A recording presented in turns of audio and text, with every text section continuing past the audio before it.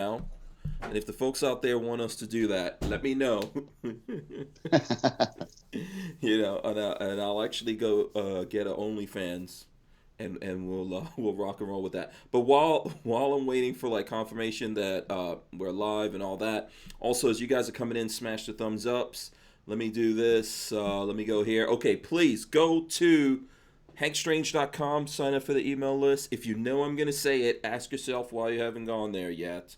Lola is working really hard, throwing up deals on there. We've got all kinds of links to all the different things that we do.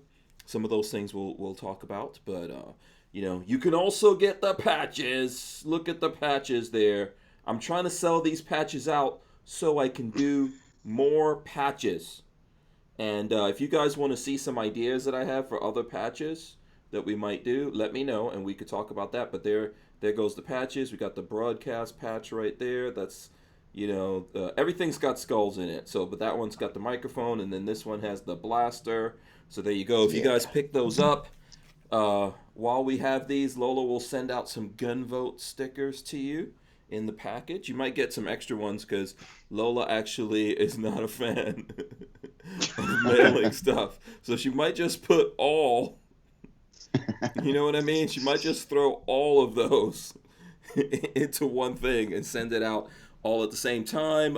Big shout out to Walther Arms for sponsoring the show. I'm going to kick the open right now. Welcome back to the Hank Strange Situation. Make sure you guys subscribe, thumbs up, ring the bell so you can be notified every time we go live, and we are live. You guys know how we do it. Come on, let's see the jazz hands. There we go, jazz hands out there. All right, I hope you guys have your big girl panties on. This is episode 639. I don't know if that's a magical number. If you're out there playing the numbers, try that out. If you win money, you have to share with us. But it's episode 639. My guest, Daniel, GunDoctorTV. Look at him. There he goes, coming in from Kentucky. Wait, I don't know if this is a strip club or what is going on back there in your... Yeah, there's some lights, and he's got some cool stuff there in the background. Attention grabbing. Yes, there you go. Some awesomeness. I see some tools, some freedom tools. I don't know if that's a ski. I see an AR, shotgun. Guns and a circular saw. What more do you need? Shotgun with a blown up barrel. Oh, is that okay? Yeah, I think I saw that on IG. So there you go.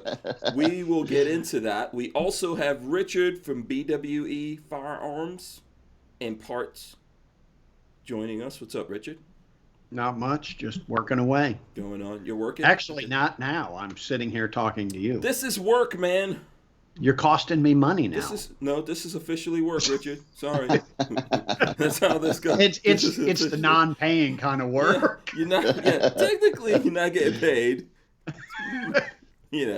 But right. Yeah, it's still work though. I think you can write this off on your taxes. Oh, I write everything off. So, and plus, you can always take the time while you're here to work on the Mp5. That's okay. We won't hold it against you. Okay. Yeah. No, actually, don't do that. I don't want it to get wrecked. And we will get into that for you guys who know or don't know about that.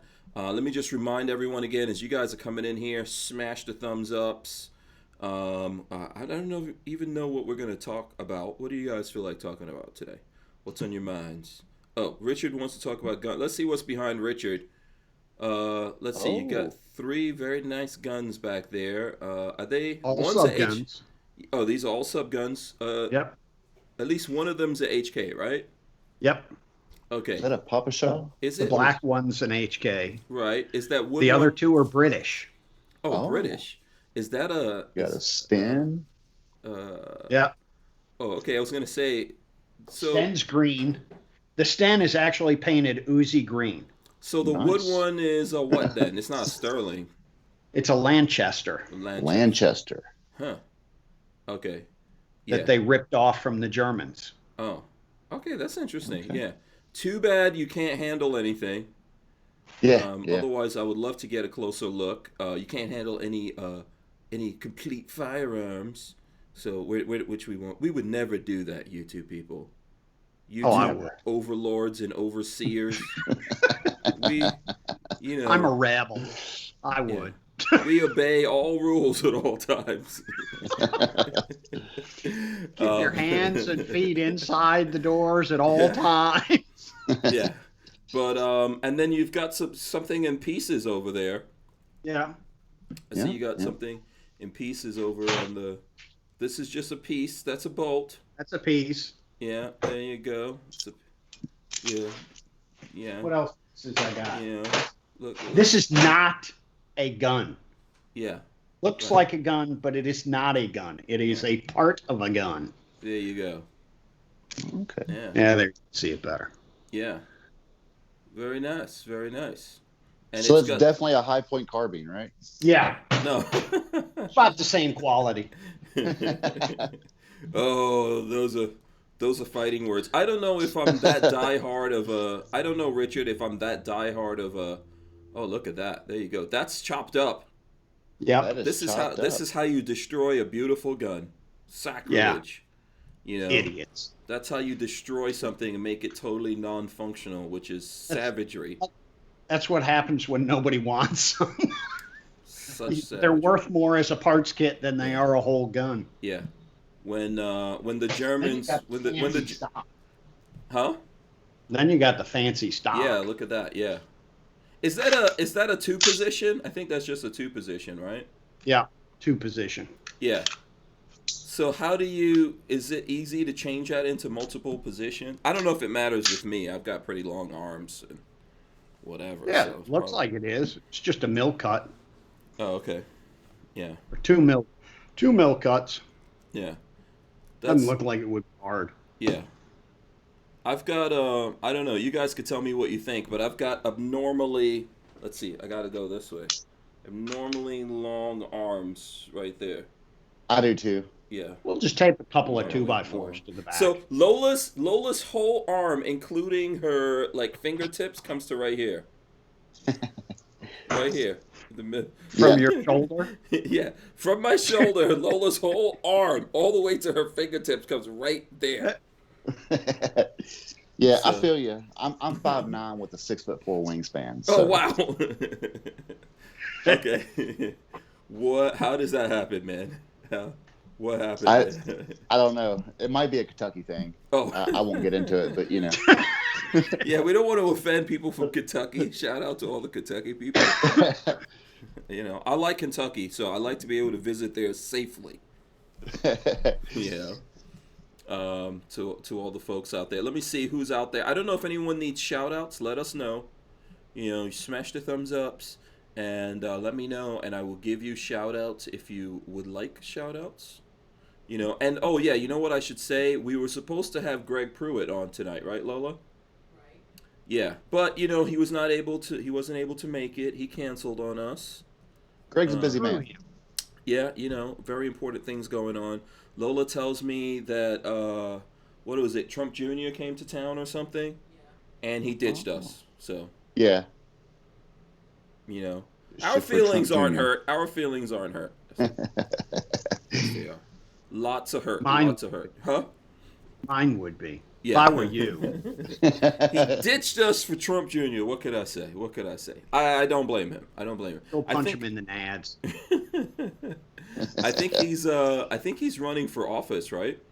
He is. Yeah. Yeah. So you got to get that. You got to get that endorsement from Trump Jr. there. So. Yeah. I understand. Even though he was on yesterday in the chat teasing everyone. And now people are asking me. He didn't know Trump Jr. was coming to town. So, I see Mrs. Gun Doctor out there. Shout out to her. Yeah. And she says Lola and I always welcome in Kentucky. Yeah. I like Kentucky. Lola, not a fan of Kentucky. She's not a fan. I don't know why. I like it though. Fair enough. Yeah, I enjoy Kentucky. I enjoy the weather. Stuff like that. The times that I've been up there, the people are always cool in Kentucky. Too damn cold. Yeah, Lola's stuck up though. That's why. The next time Lola's in Kentucky, the Kentucky people, they can take care of Lola. Just leave me alone. I'm all for migrating south in the winter. So Yeah. Oh, winters? No, no thanks. Not gonna do it. Not gonna do it. I don't think have I ever been in Kentucky. I don't think I've ever been in Kentucky in the winter. It can't get It's that cold, Daniel. Come on. It's mild winters, but Yeah, it can't be that bad. I just don't like cold. So Oh, what's the lowest temperature you guys have had in Kentucky? oh man, it's definitely below zero. Oh well, no, Yeah. forget it. Yeah, Yeah. yeah. In Yeah. Florida, we think it's cold if you get to like 30 degrees. Yeah. You know, No, sometimes 30 degrees, you're going to die. Yeah, sometimes it gets to 30 degrees in Gainesville. In this area, we get like, what is that? Rain. I'm hearing a Oh wow, that's some strong rain. Yeah. All of a sudden Yeah, it it started is. pouring. Yeah. I think so. There's a massive, well, not massive. What is it? A Category 1 that's out there in the Gulf. I think it's just hanging out in the Gulf. So we probably will just get some squalls or something coming off of that. I know people have been hitting me up like, "Oh, I hope you guys are okay, ready for the." There's no hurricane. It's in the Gulf, and then I think it's just hanging out, and then it's gonna go through. It's gonna go north of Louisiana probably. Yeah. Yeah, I think so. Yeah. Night Train says a friend of mine moved to Kentucky and joined a militia based out of Lexington. So, there you go. And YNH says come up to Cleveland. It's been mild the last 3 winters. no, I'm good. Yeah. Cleveland's yeah. Yeah, I've never been to Cleveland either in the wintertime. Don't ever go. Really? Not even in the summer. I've only been Trust me, once. I grew up there. Oh, okay. My family still lives there. I have not been up there in 20 years. Oh, wow. And my entire family and my wife's entire family lives up there, and we refuse to go up. Yeah, I'm with you. It's like, nope. Yeah, stay away from the family members. Never. That's never good. That's never good. Let's see. Appalachian. Shout out to Appalachian Gunrunner. He says, "Man, I've logged in single digits here in Kentucky for real. At least 10 degrees with wind chill on the mountain." Oh wow. Okay. No. That's a no. And Steve Dave says negative 45 is the coldest I've dealt with. Ooh. That's I unimaginable. don't know nothing about that. Yeah, negative 45? I don't think so. No. Brian Quick says, Not what a is this? chance. It was negative 25 with wind chill when I was in boot camp. That's after growing up in Fort Lauderdale. Oh, yeah. Yeah. Where did you go to boot camp at? Was he in the Navy? Were you in the Navy, Brian? Yeah, let us know, Brian Quick. Where were you? And Night Train says Cleveland is known as the mistake by the lake. Oh, that's cold. That's it. Oh, boy. And Chris Bullis says the storm is projected to head my way in northern Alabama. All right. And Tony Lawrence says Cleveland sucks. Cry face. Wow. There's Yeah, a lot it of does. Cleveland. There's a lot of hate. Armament and Axis says I hate when I have to work in Cleveland. Why is Cleveland getting all this hate? Is Cleveland like very It's liberal? a shithole. Yeah. Oh. I wasn't going to say it because, you're from there. But Right. Yeah. Much rather go to Detroit. Oh, wow. Okay. Yeah, YNH says Cleveland ain't that bad. In Cleveland, the city of Cleveland, the people there are stupid. I mean, they've got a gorgeous lakefront. What could be a gorgeous lakefront? Mm-hmm. And they do absolutely nothing with it. What do you want them to Well, do they with piss it? in the lake, Yeah. It's a body of water that's mandatory. Yeah. Yeah. I mean, Yeah. but it's like, geez, you guys could do so much with it. And you just, oh, there's a lake over there? Oh, we're too stupid to notice. Oh. What do you try? Like, there's no little campgrounds around the No, lake. nothing. There's no lodges or. There's one little park Mhm. in Cleveland. Okay. And there's the airport where I don't know if they still have the Cleveland 500 anymore. I never even heard of that. DC But, 44 says Cleveland. Yep. Cleveland. There you go. But that's all that's there. Yeah. Nobody does anything with it, you know. Okay. Just Appalachian Gun because the Runner says river Richard there- is hilarious. You know, just because the river in the 70s went burned for 3 days, you know. Oh, really? Oh, yeah. Was there like was it one of those things where there's like gas or something? Just a lot of Okay. pollution. Somebody threw a cigarette off a boat and And the just- whole river caught on fire and burned for about 3 days. Wow. This was Was when good in the afterwards. It 70s? burned off all the pollution. Yeah, well, I guess. All right, so listen, let's do this here in the beginning. Please, by the way, as you guys are coming in, smash the thumbs ups. We appreciate that. I want you guys to follow these two gentlemen here. We'll start with Richard Hoffman, and I'm gonna show you guys. Let's see. I'm gonna pull up some. I'm gonna pull up Richard's. Let's do the Ugly YouTube. books. Let's do the YouTube here. I'll show it to you guys. If you guys can help us out, if you're capable of going over to another page, go over to BWE Firearms and subscribe. Subscribe there to the channel. Richard Yeah, will be throwing I'd like that. Yeah, he throws up videos from time to time there that you guys could check out. Let me see. Every Let me once click in a on while. Let me click on his video. Oh, he's got a bunch of videos there. Wow. Yeah, you have a lot of videos up there, Richard. Yeah, I took a lot down that just nobody watched, but Yeah, there's some competition stuff up there. Yep. Some cool all gun stuff. subgun matches. Yeah, I see something that looks familiar, like the Hacienda.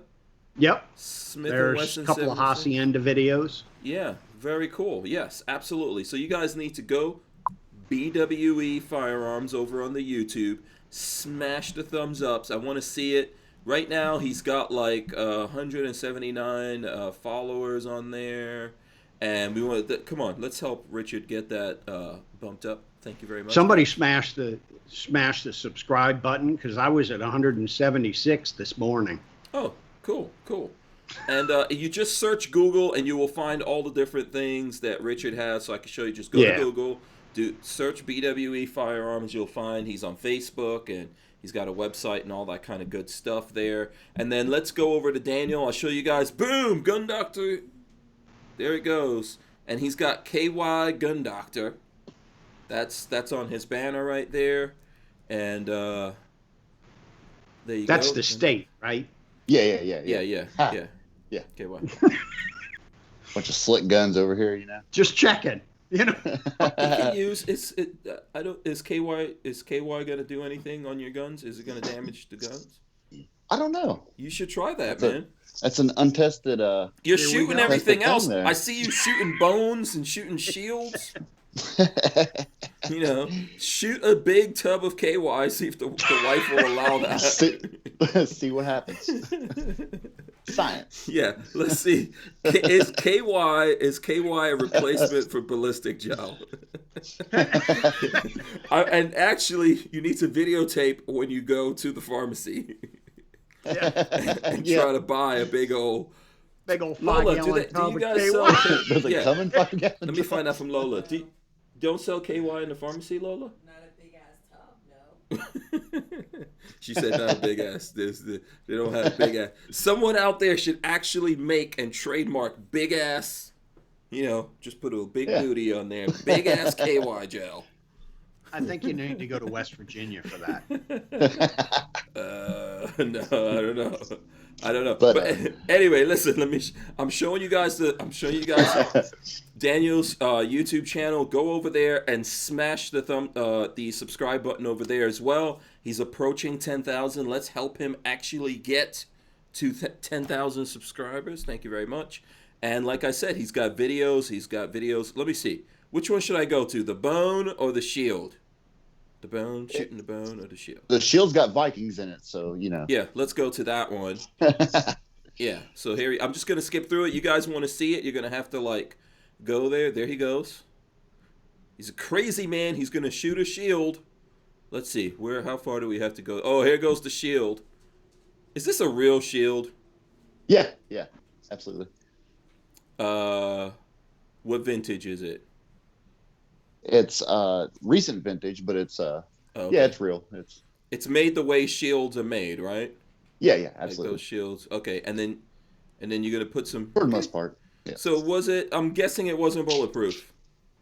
What is it? Or No, people no, had to not go even look at close. the video to find out. Yeah, not even close. If you're getting attacked by Vikings and you have an AR-15, you're the man. 10 millimeter to be exact. Oh, that's 10. Oh, wait a second. Is that 10 millimeter? Yeah.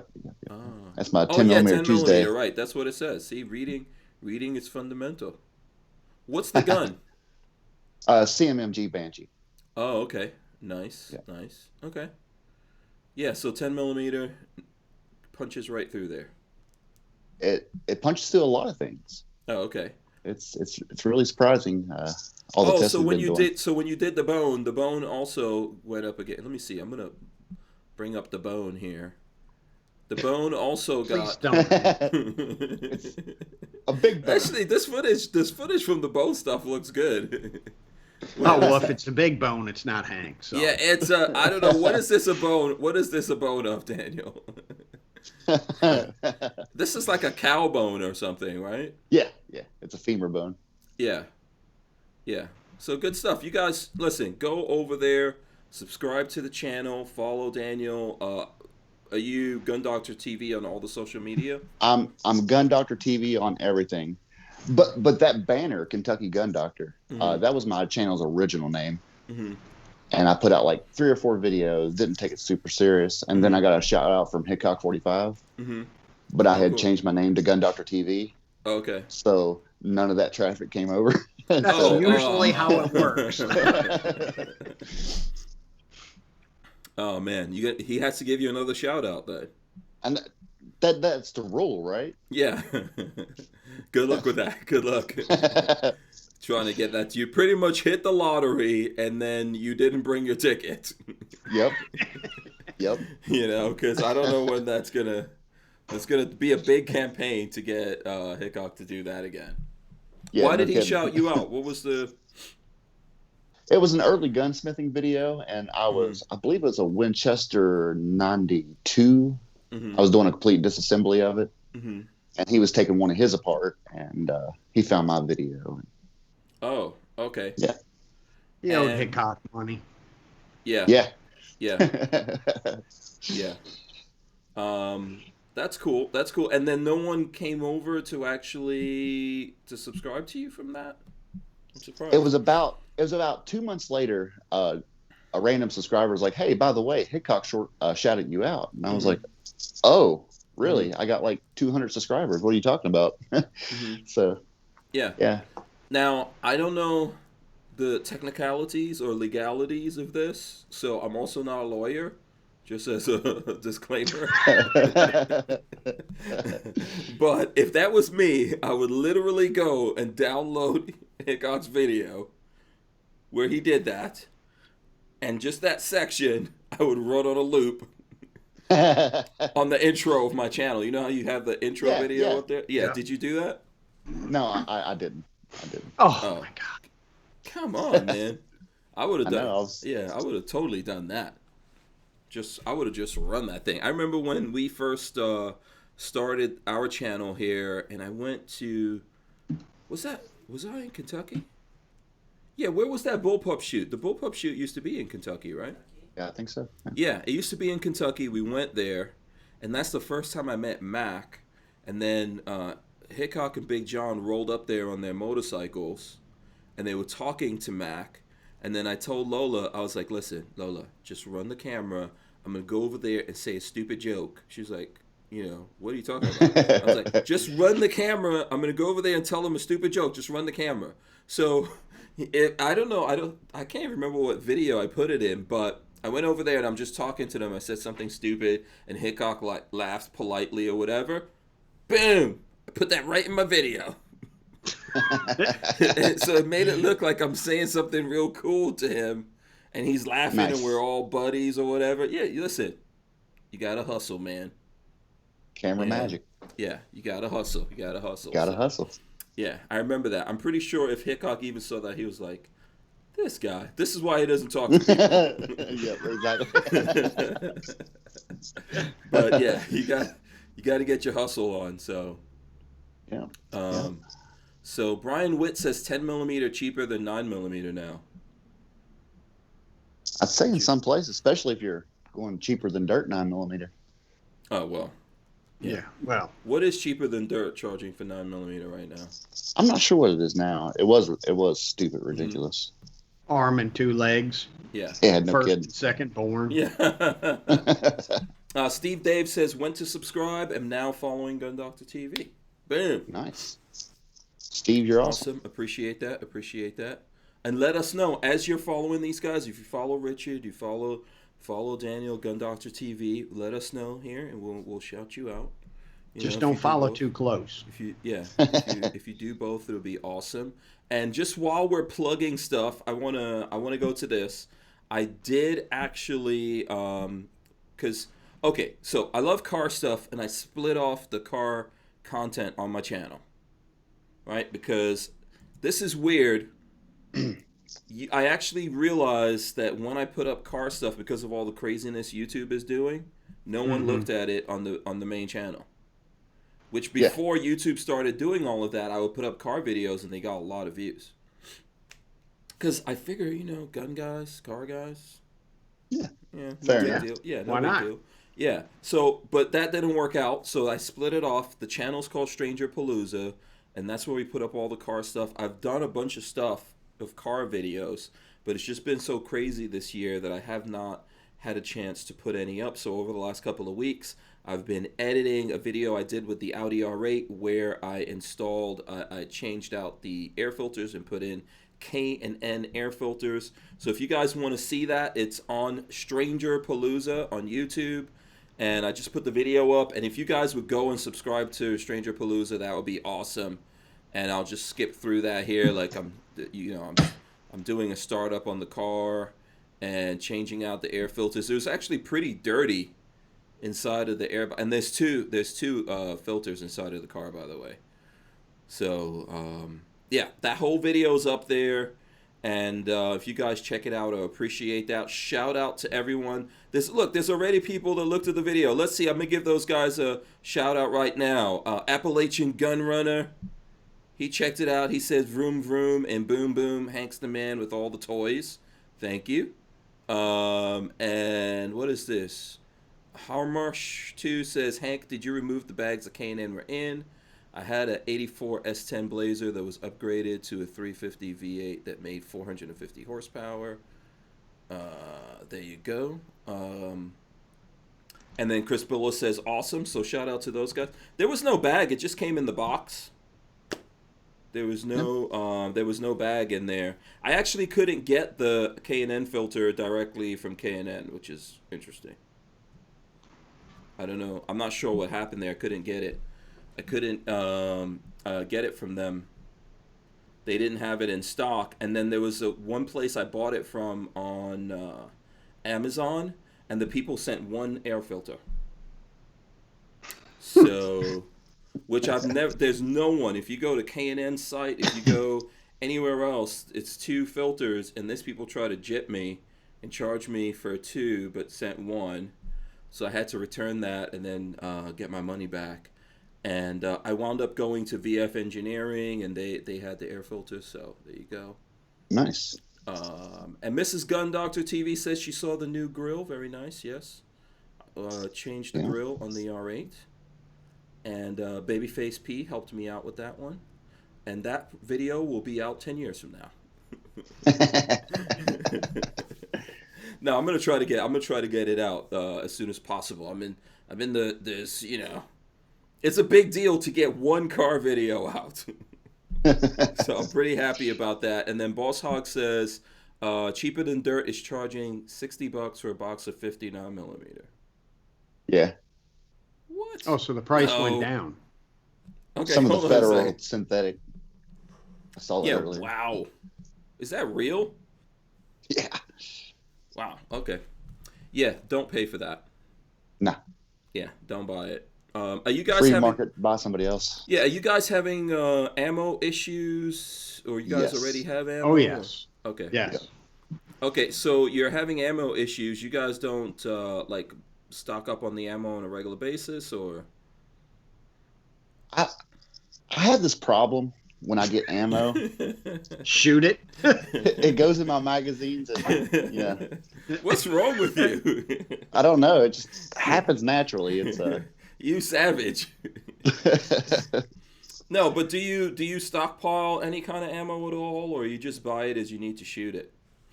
a lot of the ammo I buy is I need to shoot it, but as far as 9mm 5.56, I tend to try to keep that stocked up.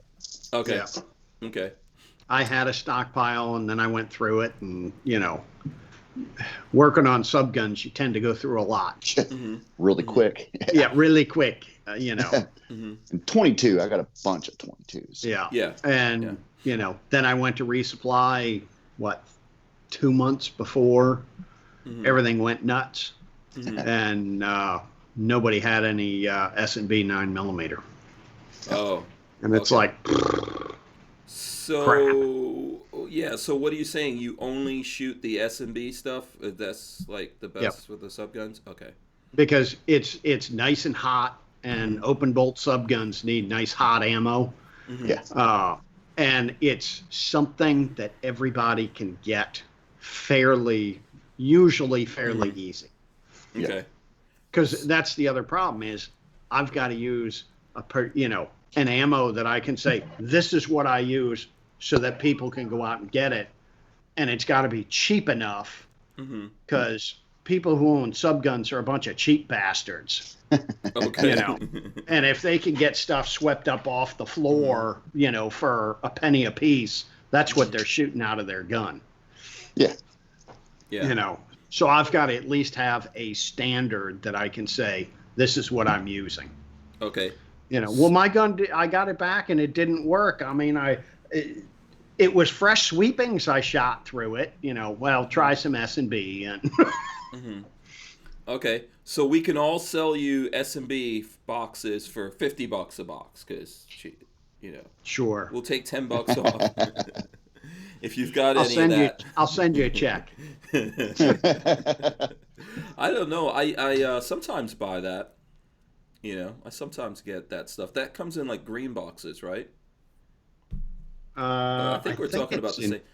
We're talking about, what is it? Cellier and Billiard? Cellier and Balat. Yeah. Yeah. Salad and bell bottoms. Yeah. So, okay. Who is this? Rondell Stewart says off-brand 40 hollow point is about all I could find. Ooh. Yeah. I don't even own a 40, so. Yeah. Suppose I could hammer it into a 9. Yeah. Just, you could shrink it down a little bit. If you freeze Subgun, it'll go shrink. off. It just might not go off in the chamber. Right. Let's see. Len Holt says, with hilarious, uncontrolled laughter, 50 spare Gold Dot 9mm 124 grain hollow point self-defense ammo, JHP 9mm 53618, $114 a box of 50. Damn. And he says okay ammo on GB. Is that on Gunbroker? Wow. Okay. Man. Are there people selling ammo like that on Gunbroker? I wasn't aware of Probably. that. Oh. Oh, yeah. Wow. And then Night Train says he picked up a box of Underwood 10mm ammo last week. And Brian Witt says AIM Surplus probably best place to get ammo. What's a good brand of 10mm, Daniel? Do you you've been doing 10mm stuff here. I shoot a lot of Cellar and Balat myself. Okay. So. Okay.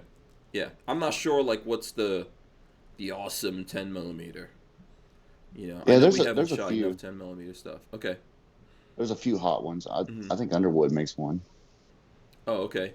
And I see Harry's holster. Shout out to Harry, to Harrison. Hey, Harry. There. He says, I'm considering switching to 38 Super from 9mm. Don't do it. Don't do it. Don't do it. Don't do it. Listen, so what's you guys' plans? Let's do this. This is a good subject right here, I think. Ammo. What are you guys' plans for situations like this where ammo gets scarce? What do? Do you stop shooting? Switch over to another round? What do you guys do? A little bit of both, I think. Yeah. Okay. Yeah. cut the number of subgun matches I go to way down, which stinks. But go to a subgun match, you go through 500 rounds. Ammo doesn't last long. No. Okay.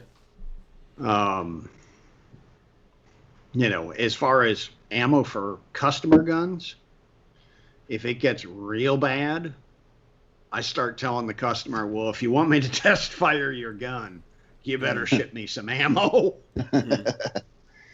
Okay. It's getting that way. Yeah. Do you do any reloading? Yeah. Good I question. reload for myself. Okay. Yeah. Have you But been I able don't to do any of that? Oh, yeah. Okay. Yeah, I've probably got stuff to make 20,000 rounds right now, Oh, okay. Okay. for my own stuff. And I would guess that guys who reload, this would be a good time for them, man. They could get some make a little bit of cash reloading ammo. the problem is the liability insurance and Yeah. the damn excise taxes. Okay. And I heard 'cause right- primers were hard to find. Yeah, you can't find primers. Yeah, well, because I'm sure those guys are out there stocking up on everything because they don't know how long this whole thing's going to last, which we had a conversation about this last week. And I think Mac and Johnny B were saying 6 months, at least. So past the elections. Oh, yeah. It's going to be 2021 before we see Really? anything start, we might see some stuff start creeping back before then, but there's really not going to be much to speak of on the shelves until after 2020 or until 2021. Yeah. Okay. Let me get this in from Harry's, and then I'll let Daniel tell us what he's doing so far as the ammo thing. Harry's Holster says, spend your ammo money on the oddball ammo that hasn't gone up much. 4570, 450 Bushmaster, 6.5 Creedmoor, 7 millimeter mag, etc. Okay, I don't know. Is that really a good idea? I mean, first of all, you got to have guns for that stuff. Or would you just be out there buying that kind of like the stock market because that's what's available, thinking that, oh, then that's going to go up too? What's the point of that? Yeah, that stuff won't go up.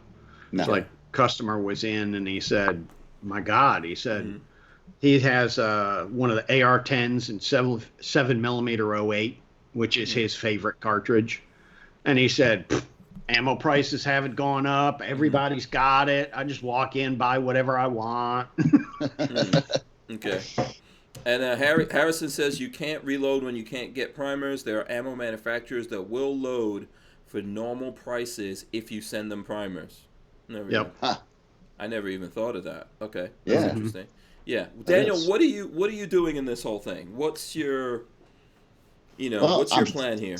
I'm shooting less. I'm shooting 22. I'm the Mantis X, tri-firing. Keeping my skills going, but just can't really find the ammo to get on the range. Okay, so you've tried out the Mantis X. Is that device that you could you could put on your gun? I actually have one of those. I think I tested the original one, and I have the X10. Yeah. Okay. So you're saying that's got a dry fire mode? Yeah, and it's a pretty sweet setup. Okay. Works? It works. Okay. And it's just Shows you going, the I small guess, by little the click mistakes you're of making. pulling the trigger or something? I think so. I'm not sure how the technology works exactly. Okay. Okay. I mean, you saw me with the iPhone 11 before we started. Yeah, absolutely. Okay. Very cool. Yeah, so I think you guys said 22, right? So either one of you guys shooting a lot of 22 now, or what's going on there? Or just not shooting? Not a lot of 22, but enough to just not shooting. To feed that drive. Yeah. Or maybe limiting how much. So if you're doing, so you don't necessarily have to do videos, Richard. But Daniel, you've got to do videos, I'm taking it, right? Because you're trying to grow your channel. Right. That means you're probably putting up videos on a regular basis. Yes. Yeah, so you're just limiting how much you shoot? Yeah, pretty much. And I was lucky. I bought a whole bunch of 10 millimeter before all this started. Okay. So I got stock of 10 millimeter, and it just so happens I'm doing this thing with CMMG for 10 millimeter Tuesday, and Oh, cool. kind of works All right. out. Yeah. Yeah. Okay. Yeah. Good. It's great when you can get somebody else to buy your ammo. Yeah. Yeah, Which is- that is great. But Yeah. yeah. Yeah. You still wanna go careful though. 'Cause who Yeah. knows? I mean, at some point you're gonna run into that wall. If it's really gonna Exactly. be that bad, there's gonna be a wall where there's just like absolutely nothing going out anywhere. Especially if things like primers and all that start becoming an Yeah. issue. Yeah. Right. Well, if it gets real bad, I call a couple of the police departments Mm-hmm. and say, "Hey, you guys want to go out and play? I'll bring a bunch of the toys with me." Okay. Oh if they yeah, bring the yeah, ammo. yeah. And then I raid their ammo supply when I they're see. not looking. Yeah. That's a good plan. That's a good plan. Rental fee. Yeah. Yeah. Tony Lawrence says, gun show near me next weekend. Can't wait to see ammo prices there. Oh boy. Yeah. Yeah. Oh. Man. Yeah, I didn't even think about that. 10 9 millimeters in a sandwich bag for 30 Telling bucks. you. Yeah. Yeah. That's interesting. So if you guys shoot with friends, what's the etiquette on that? Like everyone has to bring their own ammo? Yeah, pretty much. Okay. Yeah. When it gets like this, yeah. Yeah. Okay. Yeah. Yeah. What happens if someone comes and they don't bring their own ammo? Are you very polite? Do you still offer them your ammo, or do you go, hell no, you can't shoot if you didn't bring your own ammo? I'm way too nice of a guy. I'd be like, here you go, bud. Oh. Yeah. Oh yeah, I let them shoot, but it's like, okay, magazine, that's 30 rounds. That'll Yeah. be, $75.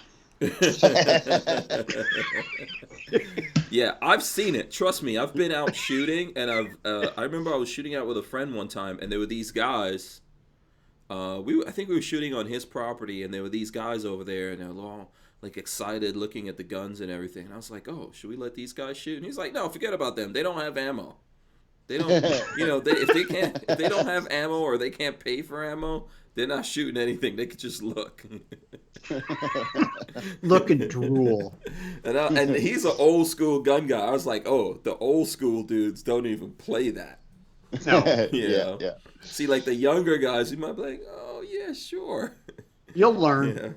Yeah. At least give up a box or something like that. So. But I don't have anything that's going to dump 30 rounds in a few seconds, so Yeah. Okay. Yeah. I don't have True. the fun stuff. Yeah. Absolutely. Let's see. I'm gonna look around here and see what any gun things going on that either one of you are paying a lot of attention to this week. Um, I've kind of been disconnected this week, so Okay. I've been All right. doing some, staying busy. Let me see if I can see what is anything going on? I don't think so. Yeah, I don't think there's been any big gun news in terms of new guns or anything coming out there. And I mean, Nobody can find ammo to test them. Yeah, SHOT Show's technically still on. No, it's not. It's technically still on, but I think that a lot of companies are reading the tea leaves. So when that kind of thing happens, I think they're just going to push everything to next year. Why put new things out? I think there are some new things that were coming out. Let me see. So for example, I know, and I did put up a video on this recently. The Dagger.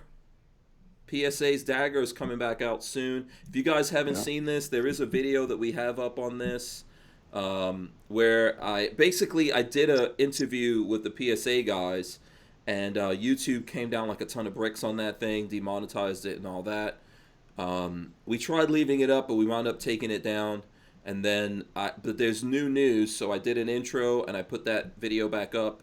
If I skip through it here, you can see Dusty from PSA talking about the Dagger in a very in-depth way for anyone who wants to check that out. And the big news on that, guys, is very soon, PSA is actually releasing that Dagger. What are they doing? PSA is releasing the Dagger, which is their pistol.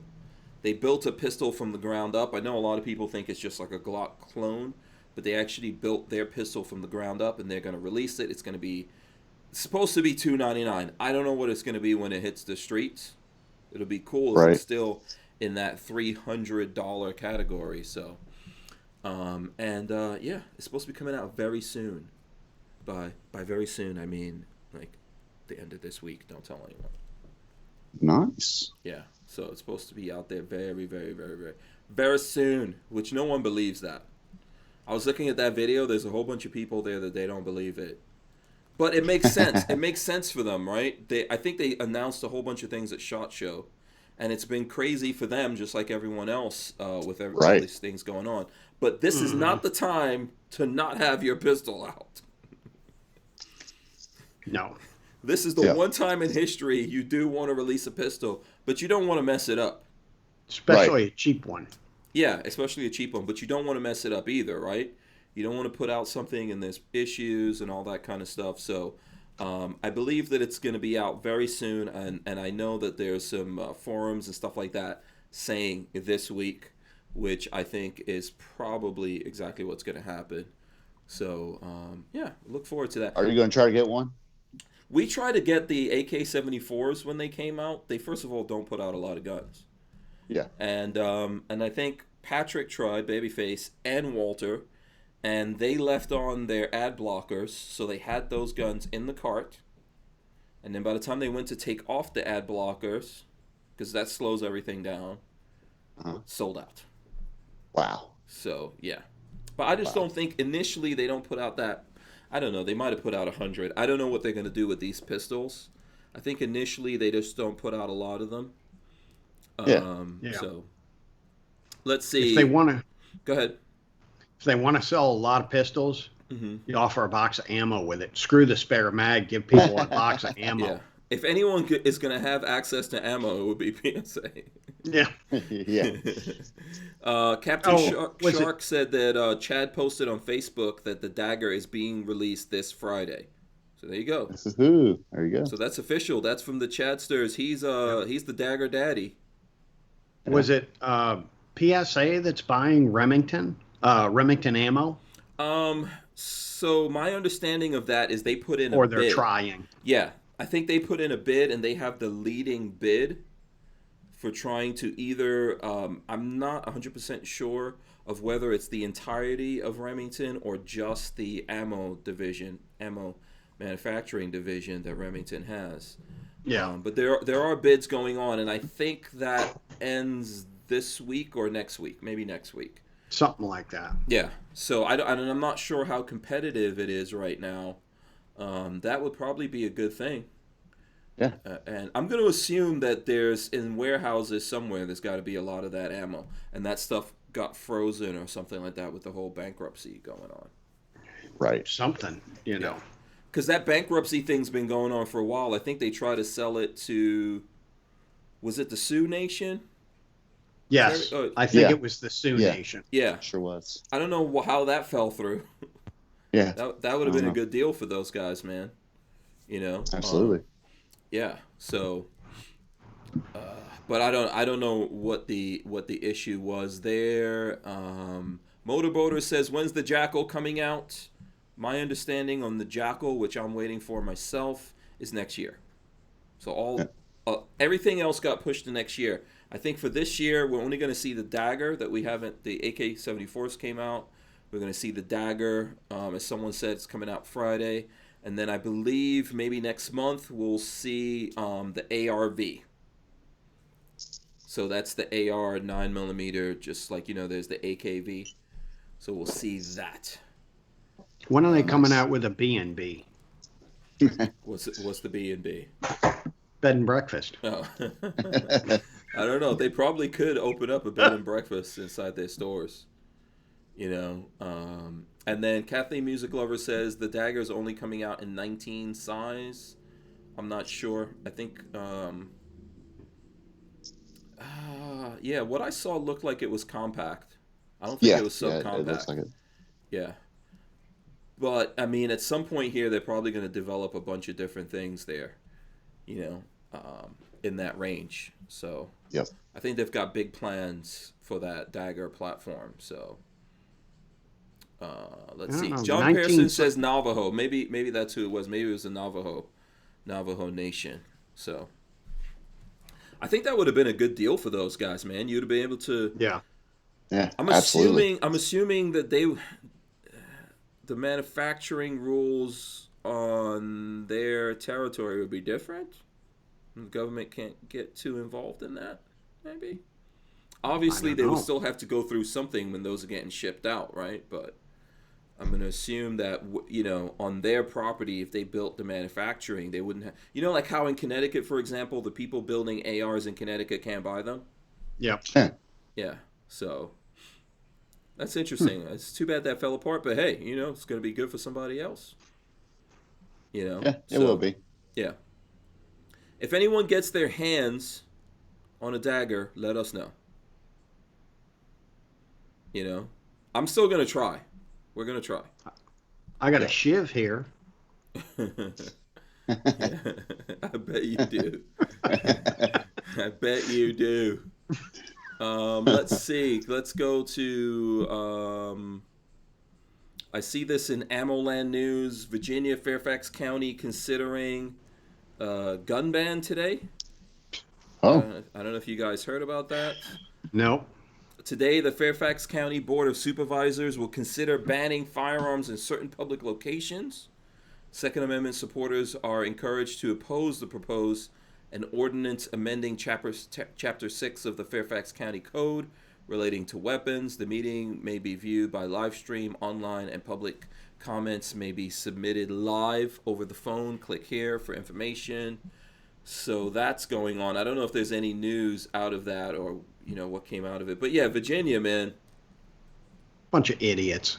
Yeah, getting worse. Yeah, it's getting worse. Yes, getting worse every day. I don't know at what point do we allow our rights to be politicized. I don't think anything in the Constitution should be. No. I mean, it shouldn't even be a debate. This stuff is in Exactly. the Constitution. That's it.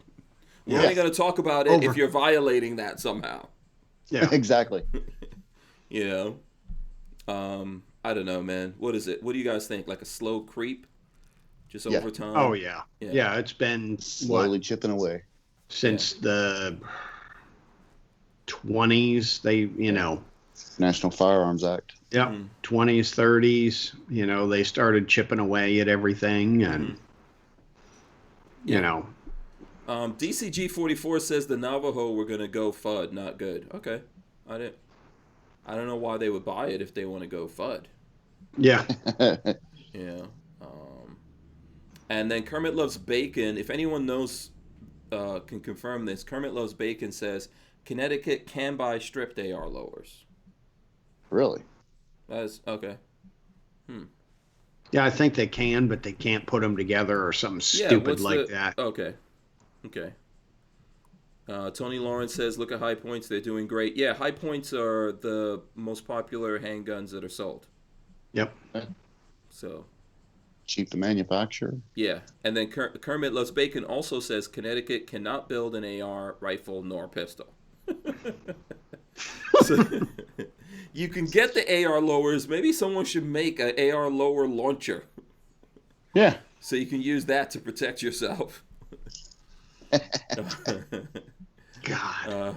Yeah. It's a mess. Absolutely. And of course, if we're in the political lane, there's this article that was also in AmmoLand. Here, let me see if I can get it up for you guys. It says, has billionaire Bloomberg bought Biden with $100 million Florida effort? Of course he has. Yeah, absolutely. Anti-gun billionaire Michael Bloomberg's weekend revelation that he will spend $100 million in Florida to secure a win for Democrat Joe Biden has set off alarm bells in the gun rights community, especially after the former vice president went full bore with a gun control push in reaction to the vicious ambush of 2 Los Angeles County Sheriff's deputies. Biden's Twitter rant demanding a ban on so-called assault weapons and high-capacity magazines neither of which were apparently used in the Compton attack, is already taking heavy criticism. Yeah. Did you guys see any of that stuff? I saw a little bit of it. Yeah. At this point, it's just like, what are they saying today? Mm-hmm. Yeah. What do you think of that, and what do you think of this? I'm sure you guys saw the video of what happened in Compton to those, I think they were sheriff's deputies, right? Yeah. Mm-hmm. Yeah, what do you think about that? I know, Daniel, you cover a lot of this kind of thing. I think, especially in these times as a police officer, you really got to pay attention to your surroundings. Mm-hmm. Yeah. Mm-hmm. Yeah. Yeah, they kind of screwed up. I mean, I'm not a cop, never have been, but if I was a cop now, my head would be on a damn swivel 24/7. Absolutely. Absolutely. But shoot first, ask questions later. Yeah, but here's the thing though.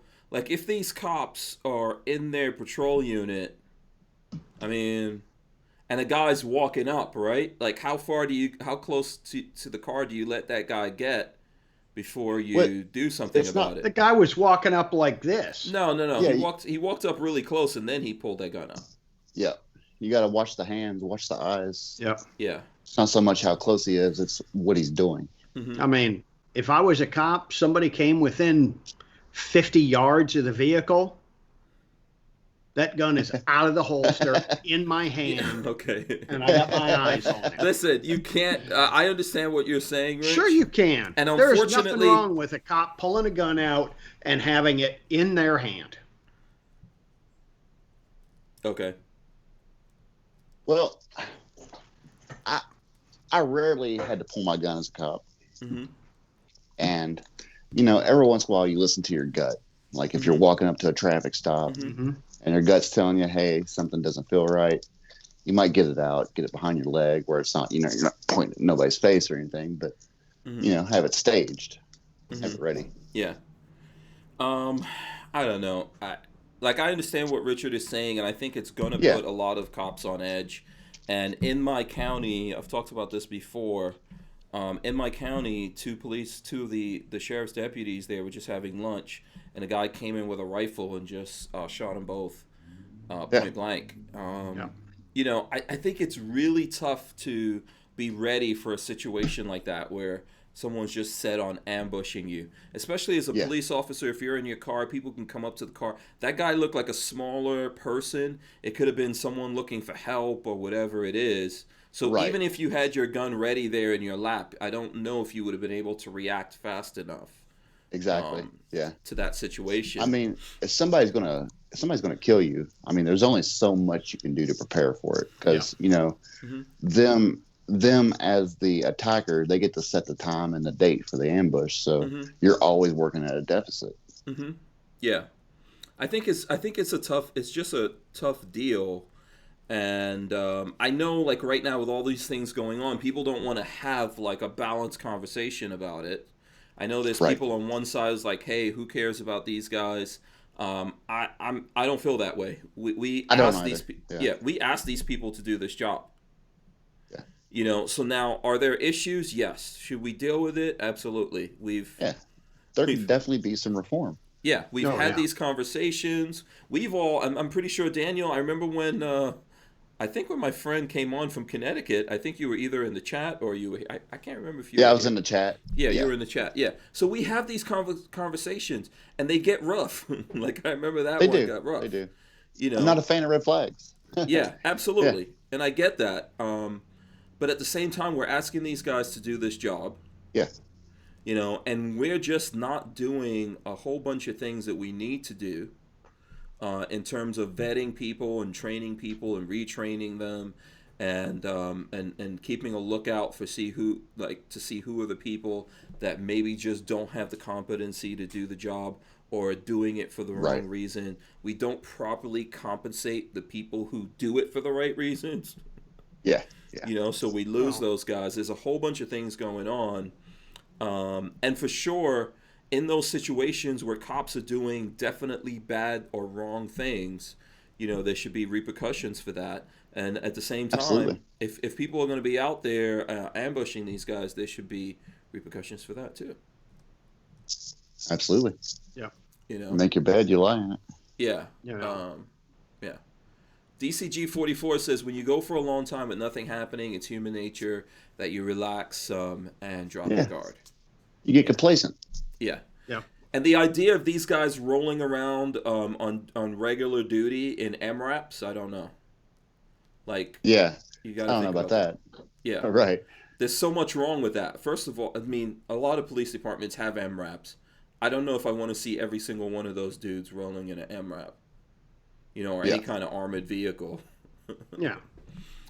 Just the idea of it is insane. It's incredibly expensive to do that, even if we get to that point.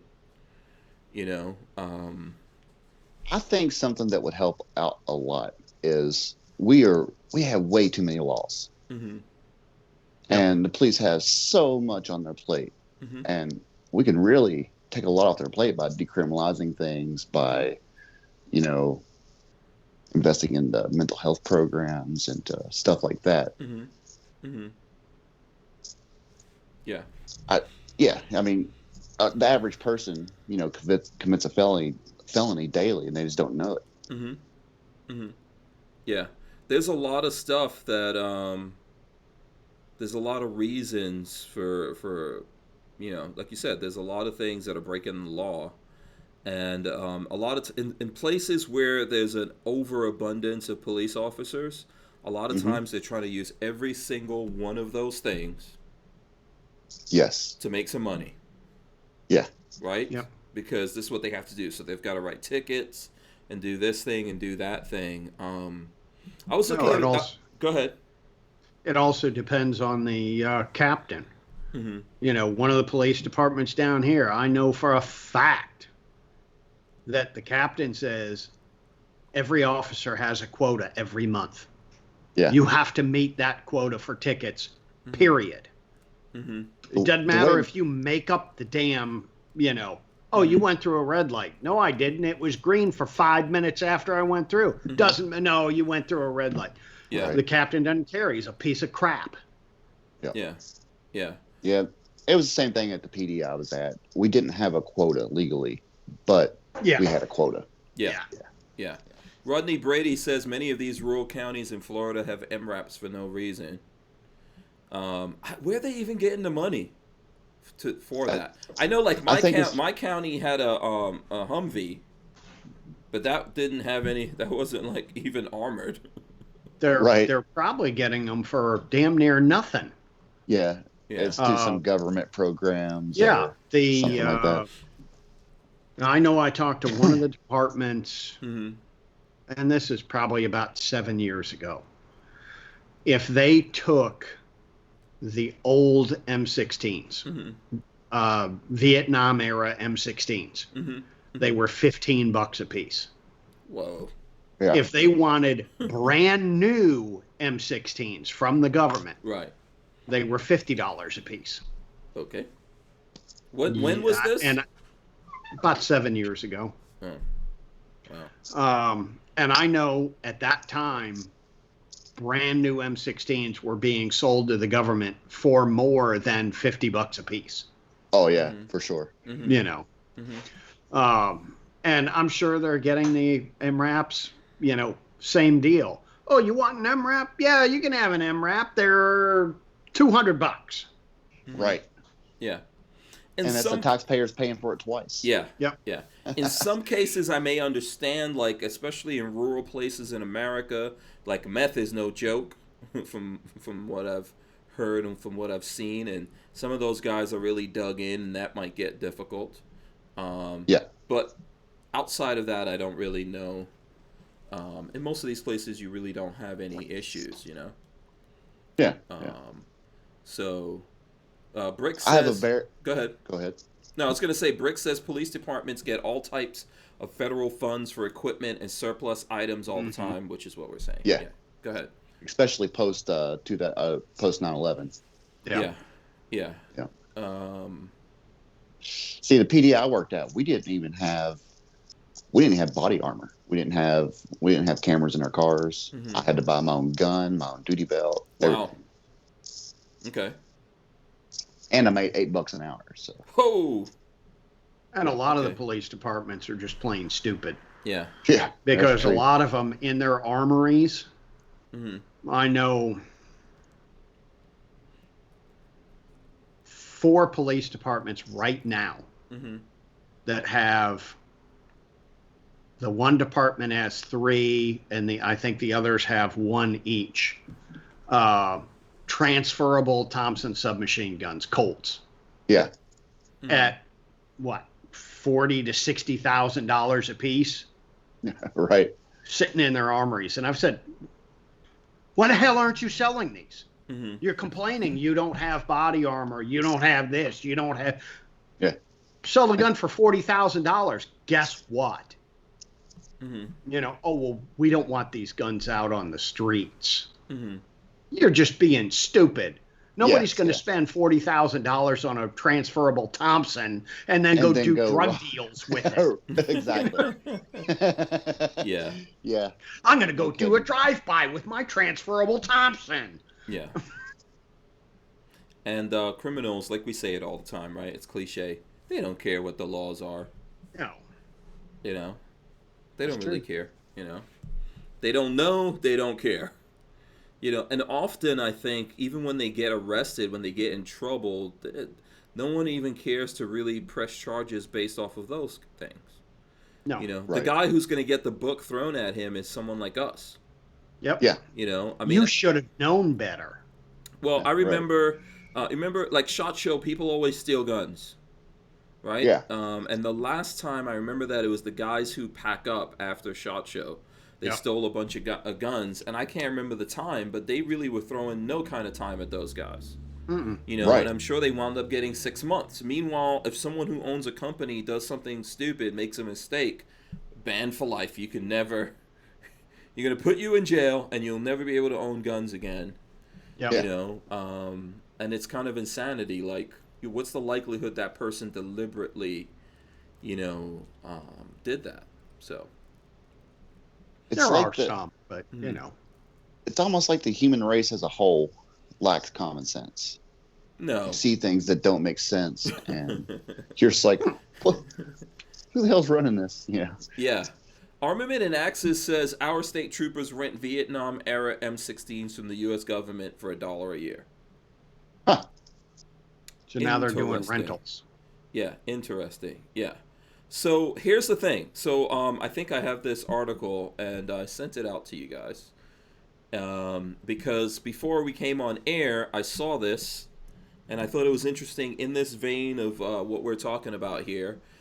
This is in the Daily Mail. That's the funny part to all of this about me. Daily Mail, British newspaper. Exclusive. VP hopeful Kamala Harris, who says she supports defunding police, is seen in Miami being protected by dozens of cops, as well as a Secret Service agent carrying an assault rifle, a weapon she's vowed to ban. And it goes on here and plays the, you know, we've got some pictures here. So Harris made the comments during her run for president last year in a CNN town hall where she said she would take executive action if Congress didn't pass reasonable gun safety laws, which included enhanced background checks. There was also a heavy police presence guarding the venue where Harris spoke, with at least 24 officers protecting the Democrat who supports defunding the police and reallocating funds to community organizations and educational opportunities. And so here we show some pictures of her. Everyone's got their mask on. Ooh. And here's a Secret Service and what looks like local police officers hanging out here. You know something I noticed? If you look at this Secret Service, I don't know if it's in this particular picture, but yeah, he's got a lot of stuff in his pockets. Lola always gets mad at me because I have a lot of stuff in my pockets. And right here, this circular thing in his pocket looks like, what's that stuff everyone chews? Like tobacco or something? Yeah, like snuff. Yeah, but he's got some kind of SBR here. Someone was asking if it's a machine gun. Probably if he's Secret Service, I'm going to assume. Probably. I would say it is. Yeah. It's definitely slick fire. Yeah, and it shows a bunch of other people. And look at the police presence. Wow. Motorcycle cops out there. I mean, what's going to happen? The interesting thing about this, and I'd like to get everyone, including the folks out there in the chat, I'd like to get you guys things on this. What's going to happen when all that money gets reallocated to the community and then she wants to go out someplace? who's gonna be there protecting her? Private Nobody. security. Yeah. Yeah. She'll have security. Yeah. Yeah. Rules for thee, not for me. Mm-hmm. Yeah. DCG says, did you see Biden say Harris Biden campaign? I wouldn't be surprised. I'm sure that's going to Poor be a fella. meme. Yeah. At what point is this elder abuse with Biden? Oh, This past. man's clearly out of Oh, yeah. God. He's Yeah, we're clearly out past of that. mind. They're forcing him to do something I'm not sure he really wants to do. He's probably doing it out of loyalty or something to the... Right. Yeah. I mean, but what's he... He was already vice president, Right. you know. And this is a guy who lost members of his family multiple times. Why not just say, hey, you had a good long run, you know, enjoy the family you have and the time you have, and why do all this craziness, you know? Let's see. Okay, so DCG44 also says Kyle Rittenhouse has felony charges against him, and the armed felon that got shot in the arm is free. What does that tell you? That guy also has lots of money that people gave him. And Rodney doing Brady interviews. says, yeah, exactly, and not arrested, by the way, and he had an illegally he had all this stuff they say about background checks and all of that. That guy illegally had a firearm. Yep. You Nobody bypass the arrested him. system. Yeah. No one's touching him. No one's arresting him. Rodney Brady says that's the crazy part of Dade County. Yeah, so what do you guys think about all of this? I mean, I don't know. It's kind of like old hat for us, right? We know all these guys are hypocrites. Oh, yeah. Yeah, absolutely. Yeah. You know, now the question is, how many of those Secret Service guys are going to step in front of a bullet for any of those people? I guarantee not many of them. I wouldn't think so, but Well, I think those guys will still do their job, and there's nothing wrong with that. When you take on that job, you don't take it on and like think about who that person is. right. Well, you know. it was funny in the 90s when Clinton was in office. I was working at Inner Arms in Alexandria, Virginia. And about once a month, once every 2 months, the Secret Service came through Inner Arms. Okay. Yeah. And they used to love, and it was all And training. which one of you know. guys at Inner Arms were threatening someone that the Secret Service came to visit? Oh, they were doing training. Oh. You know, well, sometimes they just come over to, you know, shoot the shit with us, but most of the time they were doing training, and they loved it. The trainer loved us in the gun shop because we would screw with their trainees to no end. You know, they had some fake diplomat and his family they were trying to protect. And we'd push through them with guns in our hands and, you know, get the hell out of my way. You know, you're in my way. And, you know, walk in between the guy and his wife or his little kid, you know, holding the .357 Magnum in our hand going to the range. You know, and these poor recruits were, you know, trying to reach for their guns, and the trainers would be like, no, they're not going to hurt these people. You know, these guys are crazy as hell, but they're not the bad guys.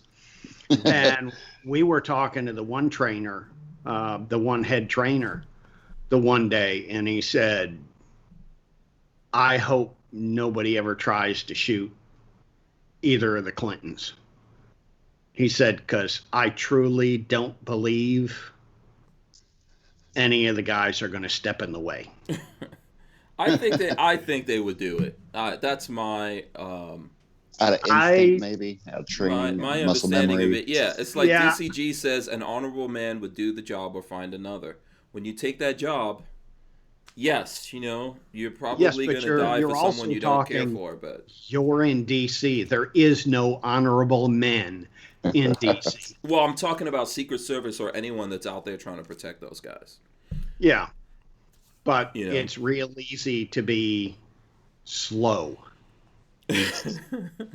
You know, because you're talking split second. Yeah. Yeah. I could tell you, Richard, you would have never passed the vetting for Secret Service.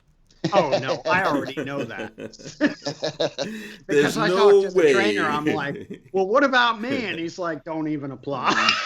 Don't even apply. We don't want you. As a matter of fact, we're putting you on a list of people we need to look at often. You think they were coming up there to train? They were just coming up there to check up on you. Yeah. Right. Keeping tabs. Yeah, make I think sure the you only, get up to the only ones that wanted me to apply was Mm-hmm. the CIA. Yeah, they like crazy. Yeah. They like and those crazy people and scared me. unpredictable. Yeah. Oh, so they scare you. Yeah. Of course, if you believe the rumors, Mm-hmm. we all worked for the CIA. InterArms was just a front company for the CIA. Oh, really? That was that? I didn't know that. Oh, was yeah, that was, even now I get people, you work Oh, for it the- wasn't? you worked for InterArms, that was a front company for the CIA. Oh, really? And I asked Sam Cummings, the owner of the one day, I'm like, Sam, what the hell? I keep getting, people call on the phone and say we're a front company for the CIA and, get people saying stuff all the time. He looked at me and smiled and he said, we're not a front company for the CIA. Oh, that's what they. We just got a lot of friends there. No, that's in the manual. That's in the manual. Yeah, right. That's how you know. That's how you know. First day of spy school. Yeah, exactly. Here, let me throw this up here. By the way, let me read the caption first. This is from our friend Tyven Show. He says, in New Orleans, coming into the big storm in the Gulf of Mexico, and I'll throw this picture up. Boom! That's out of the truck right there. Shout out to Tyven Show, by the way. Stay safe out there. It doesn't look too bad. This is definitely some storm clouds there, but not so bad right now. But yeah, that's Tyven out there driving the big. Looks like a big green rig. So if you see a big green rig blowing through Louisiana, that's Tyven Show. Shout out to him on the road there. Stay safe, buddy. Yep. And Night Train says, I once sat next to the late former CIA director William Colby on a flight from Atlanta to Washington, D.C. Good stuff. I'm sure you were properly vetted before you got to sit next to him there. The CIA is probably not, probably not as bad as you think. Who knows? There's other secret, or you got to worry about the ones you don't know the names of. The ones without a name or a title. Yeah, exactly. Those are the guys. The guys who have a company, I don't know, I'm going to pick a random name, like something Arms, maybe InterArms. Those are the actual people. Yeah. Those are the ones you really worry about. Like on 60 Minutes, Sam Cummings was on an interview with 60 Minutes in the 70s or 80s. Oh, did you ever sell weapons to the, same side or, opposite sides of a conflict? And he kind of laughed and he said, well, not at the same time. Oh, boy. Oh, boy. Yeah, we've got to get you to talk. We got to do a whole InterArms thing one of these days. That was an interesting place to work. Yeah, I bet. Tyven Yeah, I Show was says there. thanks. Shout out to him out there. Go ahead. I was there when Sam's daughter blew that piece of crap away. That I don't know. What are you talking Brazilian, what was he? Brazilian polo player or something? What? So, okay, you're going to have to tell us this story then. What? Yeah, I don't know. Yeah, about set that. this up. I don't even know what you're talking about. Don't okay, assume we know. We're youngins. One of Sam's daughters had dated this Brazilian polo player, and she sponsored him or whatever. And he started to get abusive and just be a general dickhead. And she broke it off with him, told him, I don't want anything to do with you, whatnot. Well, he showed up at her house one night. And I think he was drunk at the time. And, barged his way in, sat down at the kitchen table, and she unloaded on him. Really? Put a bunch of rounds right dead square in his chest. Okay. All right. InterArms is where? Nowhere anymore. Yeah, where were they though? It was Chicago, Alexandria, Virginia. Virginia. Okay, Yeah. all Yep. right, yeah. Old Town Alexandria, right down on the water. So did that become a big case, or was Oh it? yeah, that was a big thing. That was in national news and everything else. Okay. Um, she ended up getting off, of course, but Mm-hmm. Mm-hmm. you know, Yeah. Why would you mess around with a chick that her father's yeah, company I makes mean, guns? yeah, You know, Yeah. and then try to Yeah. like force your way into her house. I'm gonna assume she's got a couple yeah. laying around somewhere, You and know, that she knows they how to weren't, use them at least. yeah, they weren't big into the business. They just wanted, they'd just come by like once a month and where's my freaking check? Okay. But yeah, don't be an idiot. They might not Yeah. like guns, but they got them.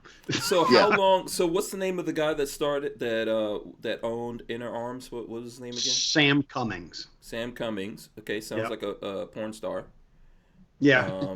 So what's his background and when did he start Inner Arms?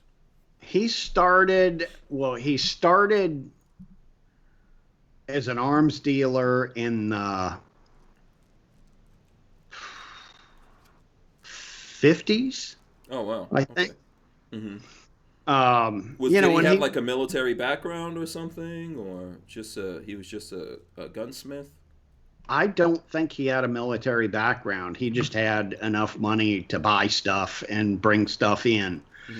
And he was bringing in surplus stuff. Mm-hmm. Buying, I got, 100 Lugers or something. And he'd sell those off, and he ended up building the business up to where he had a big warehouse in Manchester, England. So back in the days, I'm assuming that it was relatively easy. Wasn't as many restrictions back in the 50s or whatever. Oh yeah, back in getting the into 50s, gun there was business. no Okay. restrictions. Okay. One of the guys, he bought most of, I think it was King Street in Old Town Alexandria in the late 50s, early 60s. And the one building that became Inner Arms, 10 Prince Street, it used to be a furniture factory. And when he bought the building, one of the guys came with the building. Okay. He bought the building, and the furniture place said, okay, he comes with the deal. Okay, that sounds like some kind of slavery to me, but okay. And that guy was there when I was there. And so he had some wild stories. Okay. And one of the stories he told was, and I don't remember what year it was, 60, 62, something like that. They were bringing in all kinds of machine guns and, Lotties, 20 millimeter Lotties and everything else. And they sold a 20 millimeter Lottie to the guys that pulled that bank job. What was it? Thunderbolt and Lightfoot, the movie. No, I don't. They sold the gun they used to blow the bank Oh wow. to those guys. Okay. And back then, it was pre-68. There was no restrictions. They sent, however much it was, sent them a check for however much it was. Inner Arms shipped it to their door. Okay, so it wasn't like a face-to-face sale or anything. No, Right. And we still had one of those Lotties up on the third floor at Inner Arms. Oh, cool. And I think that thing's a Walter's beast. rebuilding one. Yeah, Walter has shown us those in the past, or he's got one that he's got some parts for, or something like that. He was working on. By the way, now that I'm talking about Walter, big birthday shout out to Spencer. Today's Spencer's birthday, so I'm assuming Happy birthday, Spencer. Yeah, I'm assuming they're not going to look at the show today, but happy birthday to Spencer. We said. Yeah, and the rest of the Keller family out there. Yeah, so you started it way back then. And at what point did you come into the company? When did you start working? I came in March 1990. Okay. And I was laid off sometime in 1999. Okay, so you did about I 9 don't years. remember when I got laid Mhm. off. And then Interarms went belly up about 2 years later, I think. Oh, okay. So, what kind of stuff did you do when you were over there? What guns did you work on or build or Most of the stuff I worked on was the Walthers, the Walthers? Okay. the Walther Americans. Okay, so they were Yeah. importing. They were We importing. were we had the license from Walther Mm-hmm. to build the PPK, the PPKS, and the TPH. Oh, cool. Okay. And we were having all three of those made by a company down in Gadsden, Alabama. Okay. And I was in charge of when we'd get a shipment in every week, we'd get a shipment in of, anywhere from 500 to 1,000 guns. Mm-hmm. I'd have to go through and inspect and spot check and do all that and then pass them on. Then they'd go down to the shipping. Okay. So And go ahead. did most of the repairs on them. Went down and did some train the people down at the factory. Mm-hmm. Some things we learned. And at that time, Walther made no P series guns at all, Okay. which was funny, And once every couple of months, we'd get an order from Walther, Mm-hmm. and we'd ship them P series guns. So there's a bunch of guns in Germany that say "Made in USA." Oh yeah. So Yeah. it kind of went backwards. Yeah. Yeah. So to me and Daniel, if you have a question here, feel free to jump in. I would Yeah, like to I know. do. Okay. Let me get this first. Hold on to the question. I would like to know, since you worked on these Walther guns, what are the best ones? What are the ones you would recommend folks out there collect?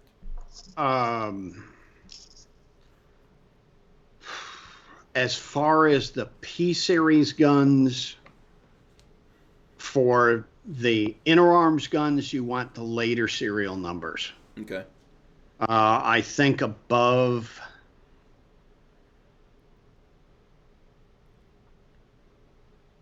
I think it's above 65,000 Mm-hmm. because we switched the trigger bar. The web behind the trigger bar is real thin on the Walthers. Okay. And even the German guns, they would break through. Mm-hmm. Well, when they break through, then the trigger bar would, flop into the mag well. Okay. Well, between Walther and us, we came up with a little stupid flag on the trigger bar. Mm-hmm. So if that little web broke out, that little flag held the trigger bar from falling back in there. Oh, okay. So the most collectible ones would be, say that again. Most collectible would yeah. probably be the German guns. Okay, the German guns. Okay, Yeah. all right, cool. Daniel, what was your question you were going to ask? Yeah. Now, Richard, you said Interarms shut down. Mm-hmm. Now, I'm looking at a website, Interarms Texas, and Different they mentioned company. different company. Okay. Yeah. Okay. Yeah, they came into being about, and I don't know if they bought the name or not, but they came I into think they being. did because they mentioned Sam Cummings' name here. Okay, so they probably bought the name. Mm-hmm. I know Walther got screwed right before Sam died. Mm-hmm. Because our contract with Walther was up. And we had one of their executives who left Walther come to work for us. And he brokered the new deal for Walther and Interarms. And he got it put in there that whether Interarms shut down or not, the contract was still valid for 10 years. Oh wow. Yeah. Okay. So Walther I don't know if had that's to a good buy thing. I don't know. the rights Yeah. of their own gun back from Interarms. Wow. Yeah. Yeah. Interesting. So let me see. Okay, Sarksfist. That's the only way I could pronounce it. Sarksfist says, so if we had a TPH in the 90s that got sent back to the factory for jamming, Richard fixed it? Question mark. Yep. Okay. Did that happen a lot? I mean, we got a lot back, but we also sold a crap load of those guns. Okay. You know, we're talking the P series guns. I think we got probably 400 to 1,000 every week. And the TPHs, we got 250 to 500, maybe 700 every week that I went through. Wow. You know. Okay. So that was a lot of guns we went through. Those were popular guns. Yeah, that's a lot. Yeah. This is why you're crazy. Yep. You know, I mean, certifiable. That would drive anyone insane. Night Train says, I always liked the Walther P38. And what I was trying to get into with the conversation, and you can feel free to jump in there if you want to, Daniel, but what were the cool guns from Walther, since obviously they're sponsoring? Who knows now, after Richard was talking about how they got taken or whatever. But that's history. It's history. But what are the cool guns from Walther to collect? Like before, obviously, we've got Walther USA now, and they're doing different things. But I'm assuming the real collectible, super collectible stuff was before that, when those things were coming in through you guys. Yeah, I mean, they brought in some beautiful, you know, gold inlay, engraved, you know, different Walthers, you know, P-series guns that they had done that were just absolutely gorgeous. Okay. Yeah. Sarksmith says he still has that TPH, by the way, somewhere in the safe. Take it out, take a picture, and send it to us. I've got 2 TPHs. You do? Okay. I've got an American one, and I've got one of the German ones. Oh, cool. Okay. Yeah. I'd like to see that. Matter of fact, let me see. Let me pull it up. So, let's see. Should I search something special here? Just Walther TPH. Just Walther TPH, right? Because Walther TPH. I don't know why they don't make the TPH anymore. They make the P series, but they don't make the TPH. Okay, so here we go. This is the Wikipedia. TPH 22. Yep. And then towards the end, we came out with them in 25 too. Yeah, 22, 25. Yeah, I like the 22s better. TPH stands for Taschen Pistole Han. Let's see. Let's see if we can get a close look there. Okay. So basically, it's just a 22 version of looks like the iconic James Bond gun. Yeah, right? It's, you know, scaled down, you know. They're what, about yay big. So what's the value on those today?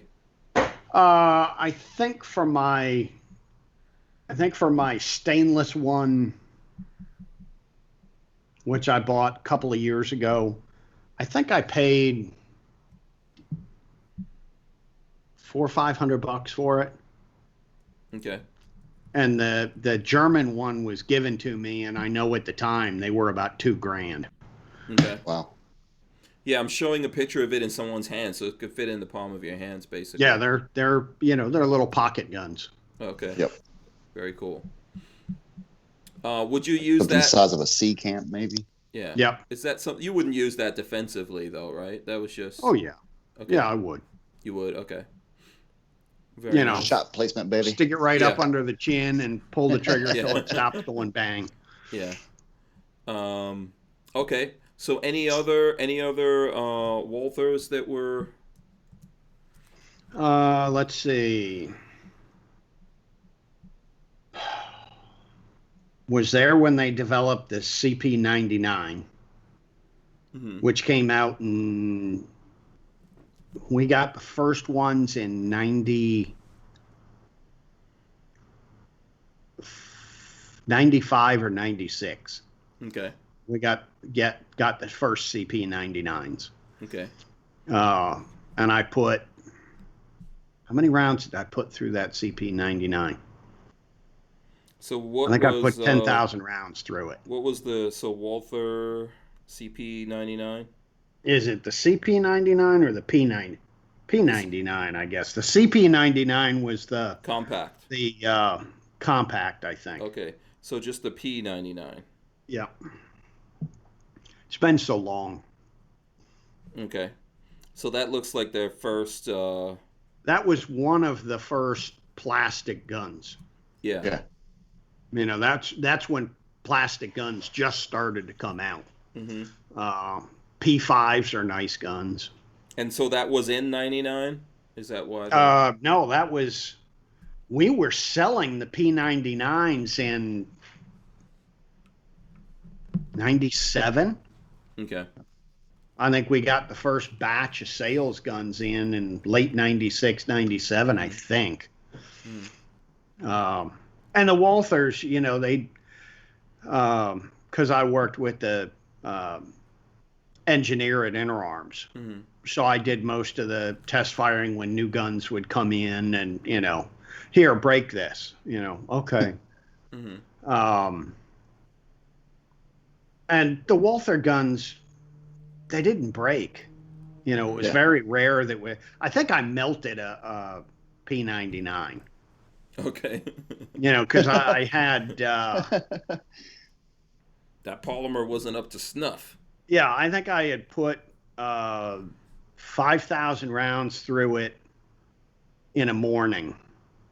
And it started to get a little... I put it down on the table and I came back and the front nose of the, you know, the bottom of the frame warped out. was kind of skewed off a little bit. It's like, wait a minute, what the hell is going on here? And Night Train says the Fuhrer did commit suicide with a Walther PPK. Yep. Allegedly, who knows? Allegedly. Yeah. He's in Brazil, Argentina, somewhere. Got cloned somewhere. Kind of crazy nonsense. He committed suicide. It's just a matter of did he pull the trigger or somebody else? Yeah. Who knows with that one? Len Holt says, what does the V in the serial number mean? The V in which serial number? Yeah, I don't know if he was talking about the TPH maybe that we threw up there. Let us know, Len Holt. What are you specifically referring to there? That's maybe it was the picture of the TPH that we threw up there. Oh, that's probably the German. You know, doesn't mean anything. Okay, just a filing system. Yeah.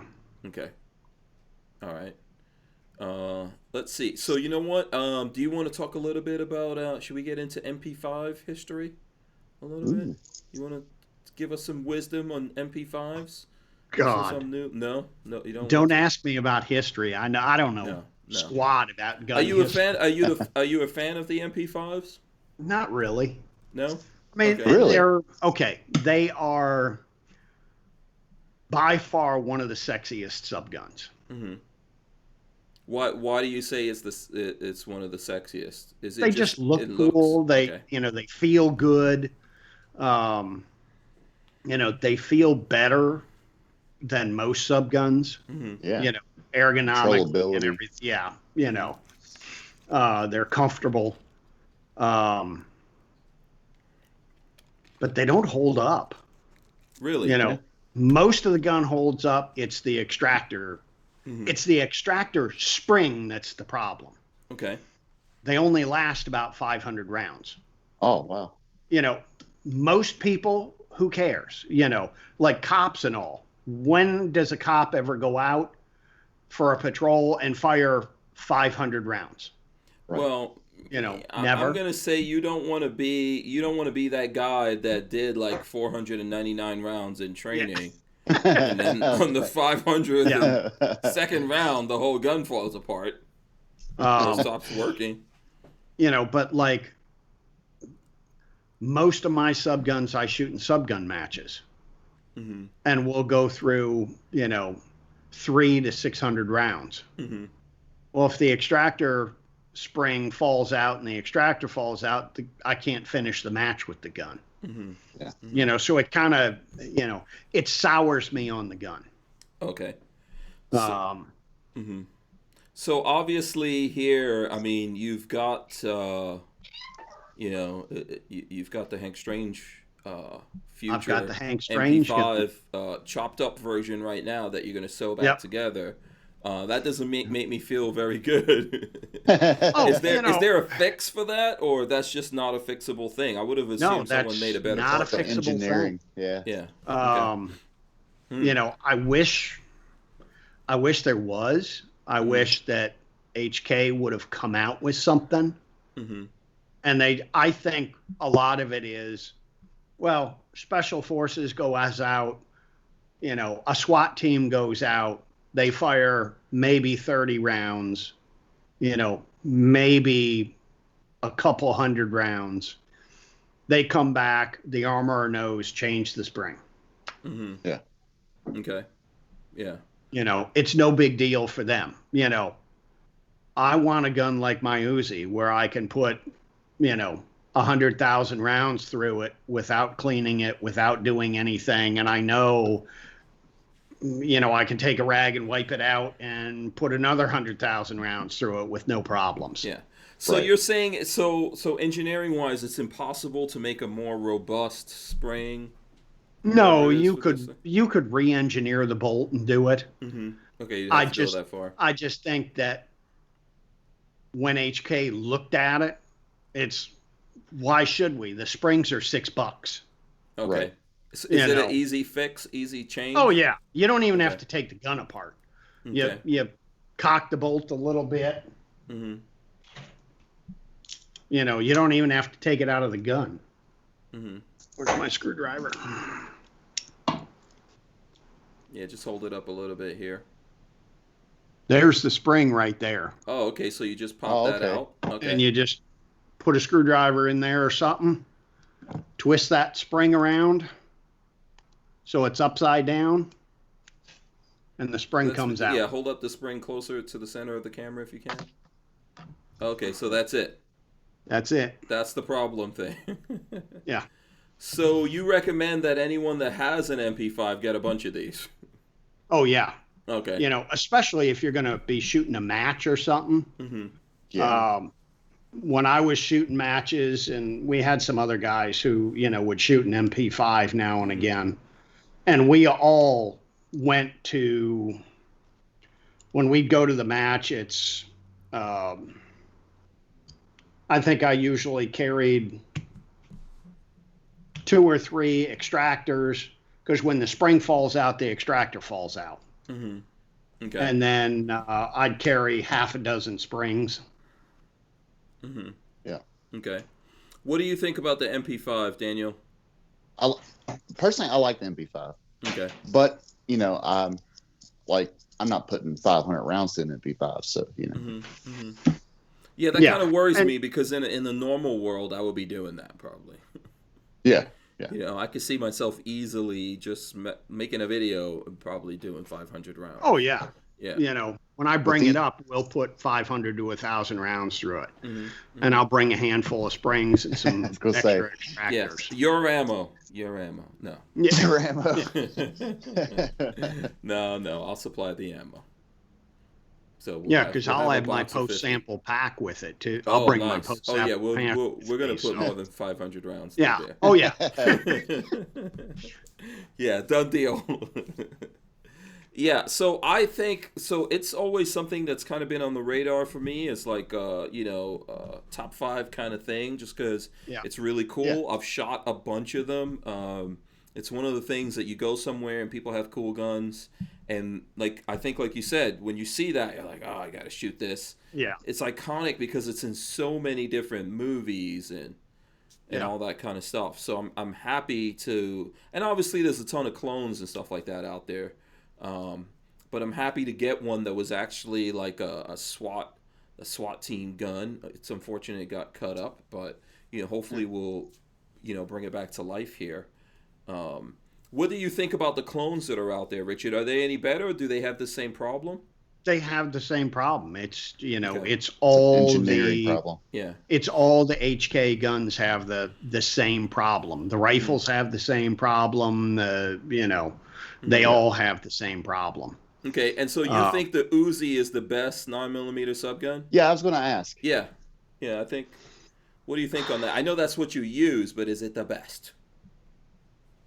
Okay, you're taking too long. It's, it's right up there at the top. But, I don't know. The Swedish K is, as butt ugly as it is, it's an awful sweet shooting gun. Really? Okay. And then there's always the Thompson. Yeah. Yeah. That thing's just, built like a brick shit house. Yeah. Where is like the Sten guns in that ranking? Sten guns are actually a really good sub gun. Mm-hmm. I mean, as how they're built, they're a piece of junk. Mm-hmm. Yeah. Pretty simple, right? Yeah, Sten- but you got to remember they were building them in people's garages, during the war. Mm-hmm. Right. It's muffler tube and Mm-hmm. but they just go bang every time you pull the trigger. Mm-hmm. Yeah. What were you gonna say, Daniel? Yeah. A Sten gun almost killed me once. It Really? was. Yeah, we had one with the PD, and I took it home and I was playing with it. We shooting some rounds, and I went like this, and I was going to take the magazine out, and the bolt, something in the sear gave way, and the bolt just went running, and it was like right next to my face, and I was like, ooh. I put it in the trunk of my car, and I was like, yeah. Never again. I'm done. No more. Oh, that had to be scary. Yeah. Was you there that day, Melissa? Yeah. Mm. Yeah, that was nuts. So where'd you guys get that Sten from? I'm assuming it was through some government program. I'm not really Okay. sure. It was there before I came on the department, and Mm-hmm. it's probably still sitting in the weapons locker today. And the worst thing is, it's probably transferable. Yeah. Yeah, And no one, right. and it's probably not been looked at to figure out why that happened either. Because Right. pre 68, Yeah. I think it was like pre 68, most of those guns that went to police departments, most of the machine guns were done on Form 4s. Mm. Yeah. And they're all transferable. Nice. Wow. Okay. If you're listening, I don't know if I'd want that one. Yeah. Well, you could listen. People between between Richard, Walter, you got some guys who do Sten guns. They could take a look at that and figure out what's up with it. I mean, Walter has StenParts.com. Yeah. And Rich, you work on a lot of Sten guns, I'm assuming. Yeah, not a ton, but I work on a fair amount of them. Okay. Yeah. All right. Cool. Smash the thumbs ups out there. Look, we're having gun conversations. Yeah, how often do we do this? Talking about gun stuff. Okay, we've got Daniel from GunDoctorTV. You guys need to go subscribe, as well as Richard from BWE Firearms and Parts. And DCG, I think it was DCG, said, Richard, what are some of your favorite less-known inner arms guns? Wow. Yeah. What's the iconic inner arms gun? Probably the one they're most known for would be the Mark 10 rifles. Okay. Which are made by, were they made by CZ? The Mark 10. Zastava. Yes. So is it like Mark X rifle? Yeah, Mark X. Isn't Zastava CZ? I wouldn't know. I don't remember, but yeah, they're probably best known for the Zastava Mark 10s, the inner arms Mark 10s. It was a commercial version of the 98 action. It's like the a Mauser bolt action type thing? Yeah, bolt action. Okay. Yeah, I'm trying to throw some pictures up here for the people. Let's see. Okay. It's a good looking bolt gun. Oh yeah. They're nice guns. Yeah. Were those expensive? No, not terribly expensive. Okay. So that would be the iconic thing. That's probably one of the iconic things. Mm-hmm. That or the Walther P series guns that came in. The PPK. Yeah, because we brought in the PPK and the PPKS forever. Okay, Armament and Axe is saying Mac 10. Is that one of the... No? No, that's just a sub gun. Yeah, that's just a sub gun. I guess he's saying he's shouting out Mac 10s. Mac 10s. Yeah. So what are they? So they didn't have any other like less known guns that you thought were really cool when you're over there? Maybe you picked one up, one or two. We had all kinds of stuff that had come in over the years, onesies and twosies. Most of that stuff was in Sam's personal collection. Okay. Gatling guns and cannons and howitzers and Nice. Probably one of the funniest things. Speaking my language. Any bullpups? The AUGs. We brought in the AUGs for a while. Yeah. We about a month after I got there, the warehouse foreman came through and he said, "Okay, everybody down to the warehouse. We gotta load a truck up." Okay, we were kind of used to that. And we go down and there's a flatbed truck sitting there. What the hell's a flatbed truck doing here? That we're not going to load guns, pistols into a flatbed truck. Oh no, we're not loading those up. What are we loading up? A MiG. A MiG what? A fighter? A MiG fighter. Really? What? Sure enough, there was a damn MiG fighter in Bonn that Sam had bought from somebody. What? And had a cool job. Pushing this damn MiG out onto King Street in Old Town Alexandria. Could anybody there fly a MiG? Yeah, no. Yeah, that's also. No. Awesome. Which one was it? A MiG what? Oh, hell, I don't know. It was a MiG fighter. It was like the old school. Probably one of the old school ones. Okay. Yeah, I'm trying to look up some MiG fighters. Probably like a MiG-29 or something. Probably something like that. We loaded it on the truck and there it went. Maybe. Wow. What the hell? That was probably the craziest thing Probably got that for a steal. Probably got it for a steal. Oh, I'm sure he did. Yeah. And probably sold it for some obscene amount of money. Yeah. Oh, I'm guessing. And it was complete, right? Yeah. I don't think it had any guns in it at the time. Okay. Yeah. It had the wings? Yeah. Okay. Yeah. And Brian Quick is getting at you. He says CZ is Czech, Zastava is Serbian, some CZ hipster mafia are really upset with Richard right now. You should know your Eastern Bloc history.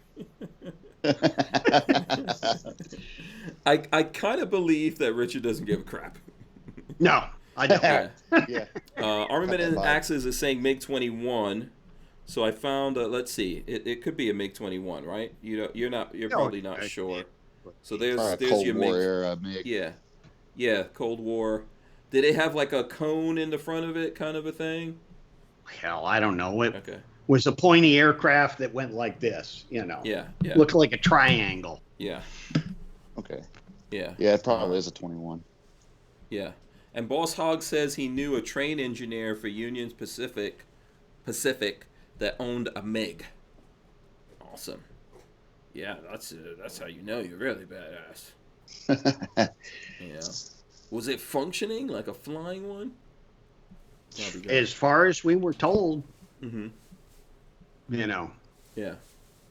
That's cool. So I'm sure you miss. So whatever happened to? I know that Daniel was saying that there's a Texas company, Daniel.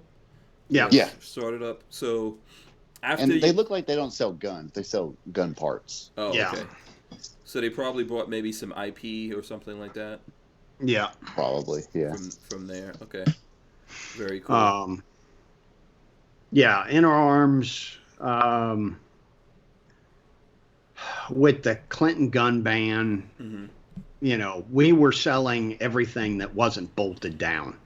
I mean, I was literally taking guns out of the scrap bin that we had in there that we were going to cut up, and we were sending those guns to RSR. And RSR said, "We don't care." if they work or not. We don't even care if they're complete. We just want guns to sell. You can fix them later. So the sales were heavy, but was it anything like now? Worse, better? Oh, it was the same as it is right now. You know, Yeah. It didn't matter what it was. Didn't matter if it worked or not. You know, I got a gun here, and 500 people would show up, and I'll take it. Right. You know. Yeah. You know, what's that say when the distributor says, we don't even care if the guns work. Go ahead and pull them out of the scrap bin. Yeah. You know, and Interarms, you know, rightly said, look, we will, you know, when people get these guns, we will replace them with a new one as soon as we get it. Yeah. You know, this is just a placeholder.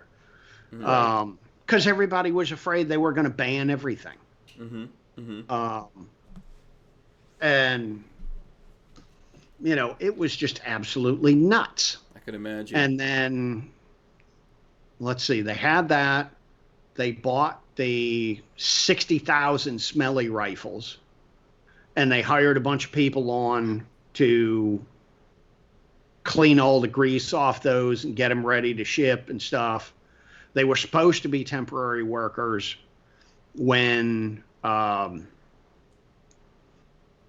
smellies were done, the executives decided, well, we've never let anybody go. We're not going to do it now. So we had 65 people working for Interarms then. Wow. And then the bottom fell out of the market. Right. And that's nothing. You couldn't give a gun away. And, you know, they had all this expense for employees, and they wouldn't let anybody go. And, you know, I had told them when they were selling everything, because my wife was working up in the office. She worked with the chief financial officer. And I was going to see her the one day, and he called me into his office. I said, man, things are going good. And he's like, man, we're making money hand over fist. We're going to have huge bonuses. I said, you better be taking that goddamn bonus money and putting it in the damn bank account, because the bottom's going to fall out of this shit, and we're going to be in trouble. Like 6 months after the bottom fell out, I was walking by his office, and he called me in there, and he said, we should have listened to you. Yeah. Because we're in trouble. Yeah. Now I got to sell my MiG. Yeah. And, well, that's why when people are thinking, like, why are companies, I guess it seems like companies are not prepared for the demand. It doesn't make sense for companies to overbuild or overhire or get out there and do all those things. So. You know, and the other thing is, Sam had pretty much retired at that point. Right. And he was pretty much most of the year staying over in, where the hell was he staying?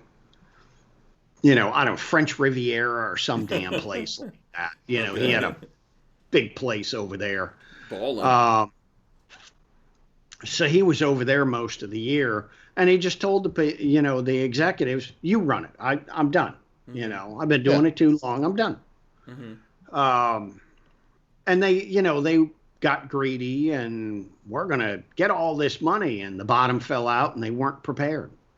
Yeah. It happened. You know, and then, they, all of a sudden they started laying people off. And within 2 years, Interarms was completely gone. Yeah. I think that's what people have to look out for today, or when folks are out there wondering, well, why aren't these guys making everything, hiring more people, doing this, doing that? They have no clue what's going to happen, and they've seen several things, including recently. So I know we're almost at the end here, but Daniel, you're from Kentucky. We haven't really checked in with you to see what's going on in Kentucky. What's the situation with everything out there? Riots, protests-wise, gun-wise, how's everything? Well, gun-wise, we're a very pro-freedom state. As far as the riots go, it's happening in Louisville and Lexington, and that's just, it's so far from where I'm at. It almost seems distant. And I've avoided places like that since all the crap has broke out. So I'm Yeah. staying in my little small town of, no stoplights and Good stuff. Where it's peaceful. Yeah. yeah. Yeah. Absolutely. I totally I understand. I'm with you on that one, man. I know there's people who feel like, based on where you are, there's people who feel like, hey, someone was asking me or mentioning that to me today, like, oh, we're in the middle of a civil war or we're close to it. I don't know what you guys think. I don't think we're actually close to that. I think we're pretty far from that. If you look outside, you still see cars driving up and down, people going to work and all that. I Well, think we're far I away think from it. even if a civil war does kick off, it's not going to be like you saw back in the 1800s. It's going to be No. small pockets. Mm-hmm. It's going to be, a small outburst of people clashing here and there. I don't think it's going to be, like a full scale. So I think a lot of daily life could continue. I think now we're closer than we have been, since the 1800s for a civil war. Yeah. People are just more comfortable today, so to get a lot of That's people true. that riled up, and if it happens, I hope it doesn't happen. If it happens, once that fire actually gets lit, that's going to be pretty hard to put out on that level. I think we're already seeing like little small skirmishes here and there, and even now we're seeing a lot of places are trying to tamp down on what's going on, mostly because it's not working out politically for them. Right. Mm-hmm. What was it yesterday? It was like one of Trump's somebody with the Trump administration. They were warning of a civil war after election, of a possible civil war after the election. Do you guys really think that's a possibility? Maybe. I mean, Bloomberg did buy up a bunch of guns. Yeah. I mean, there's going to be a lot of crap going on if Trump wins. Yeah. There's going to be a lot of crap going on if Biden wins. Yeah. Yeah. I absolutely. don't know if you'll be able to call it a civil war. Right. Small skirmishes. Yeah. Opposing I groups. mean, it's going to be a lot bigger in Minnesota, Right. in Oregon, Washington, California, where all these damn liberals are that are burning and rioting, because I think the American people are just going to say, okay, enough's enough. Yeah. Yeah. Playtime's over. Mm-hmm. Go back to your mommy's basement or you're going to get a bullet in the head. Yeah. I think we have a better chance of seeing a world war than a civil war. Yeah. Especially with China right now, with the South China Sea. And yeah. I think the likelihood of that really happening because Trump wins is to me, it's low. I know there's people that are worried about that, and I would encourage people to go out there and vote. Or, I personally believe in voting. If you don't, do whatever you want to do. Yeah. But I don't really think we're going to go there because ultimately we are very comfortable. And yes, there are people out there that have gotten to that point they want to do stuff. But I think once they realize that everyone's not going to roll over here and let these things happen. Right. If we see something like that, it's going to go out real fast. Once it kicks they need off some and people real realize armed resistance. Yeah. Yeah. Well, like here in Orlando, they tried to have a riot and blocked I-4. And, I think because we have Disney here and everything else, it lasted about an hour. Yeah. Right. And the cops went up and said, oh, hell no. Yeah. You ain't playing that game here. Yeah. You go the hell home or you go to jail. You got your choice. Yeah. I think there's a lot of people home. out there. I think there's a lot of people out there that have had enough of what they've seen. Yeah. And I think that honestly, to fix the problems that we have in America doesn't have a lot to do with who's president. Obviously, I'm going to vote. Obviously, I'm not going to vote for Biden. But the president alone is not the thing. I think the president gets to control maybe who goes into the Supreme Court and a couple of other things. He could veto stuff and all that. I think it's more than that. And it's even more than Congress, right? It's actually people going, okay, we're going to fix what's going on here. And we want actual action. And I don't think the people who live in communities want to see those communities burnt down. And I don't think they want to get rid of police protecting them. Maybe criminals want to do that. Maybe there's people that have motivations to burn cities and towns down because then all the corruption that they've run these cities into the ground gets covered up by us, like, Exactly, bailing them yeah. out, you know? Yeah. But I think ultimately most people out there see this for what it is, and the more that this kind of stuff goes on, people go, you know what? Enough. Clean this up, or we're not going to support these guys, you know, that are obviously talking a lot of crap, you know? So I think if anything's going to start a civil war, it's going to be a gun ban. Yeah. I think that would be the catalyst. That would be it. yeah. And I don't know who's really going to comply with that. And then all these like 5 million new gun owners, which are not actually on our side, really. These are more liberal leaning people. I don't think they're giving anything up. I'm definitely not giving anything up. No. So, no, if it's and time I'd like to to hide see them, them. I don't think they're actually going to actively try to go out there and do what's going on in Australia. Right. You know, because Australia isn't actually actively doing that. Australia is a different country than America. Yeah. Guns are literally a part of our origin. So yeah, I think that's the one thing that people will realize. And if you actually try to go take things from people, you might trick some stupid people into buyback. But remember, these people did things lately. Yeah. If they did things lately, you giving them $100 gift certificate isn't going to do anything. And I think people are smart enough now to realize that the criminals have guns and nothing you do is going to do anything about that. And then I'm out here on my own. I don't have the government. I don't have police departments or politicians to defend me or Secret Service or whatever. Yeah. You know, so you're responsible for your safety. You're your own first responder. Yep. Yeah. So who knows how people are going to vote? I know I'm going to do it, but I really think, like, for the folks out there that are really stressing out on it, and there may be a benefit to get people stressed out on it, right?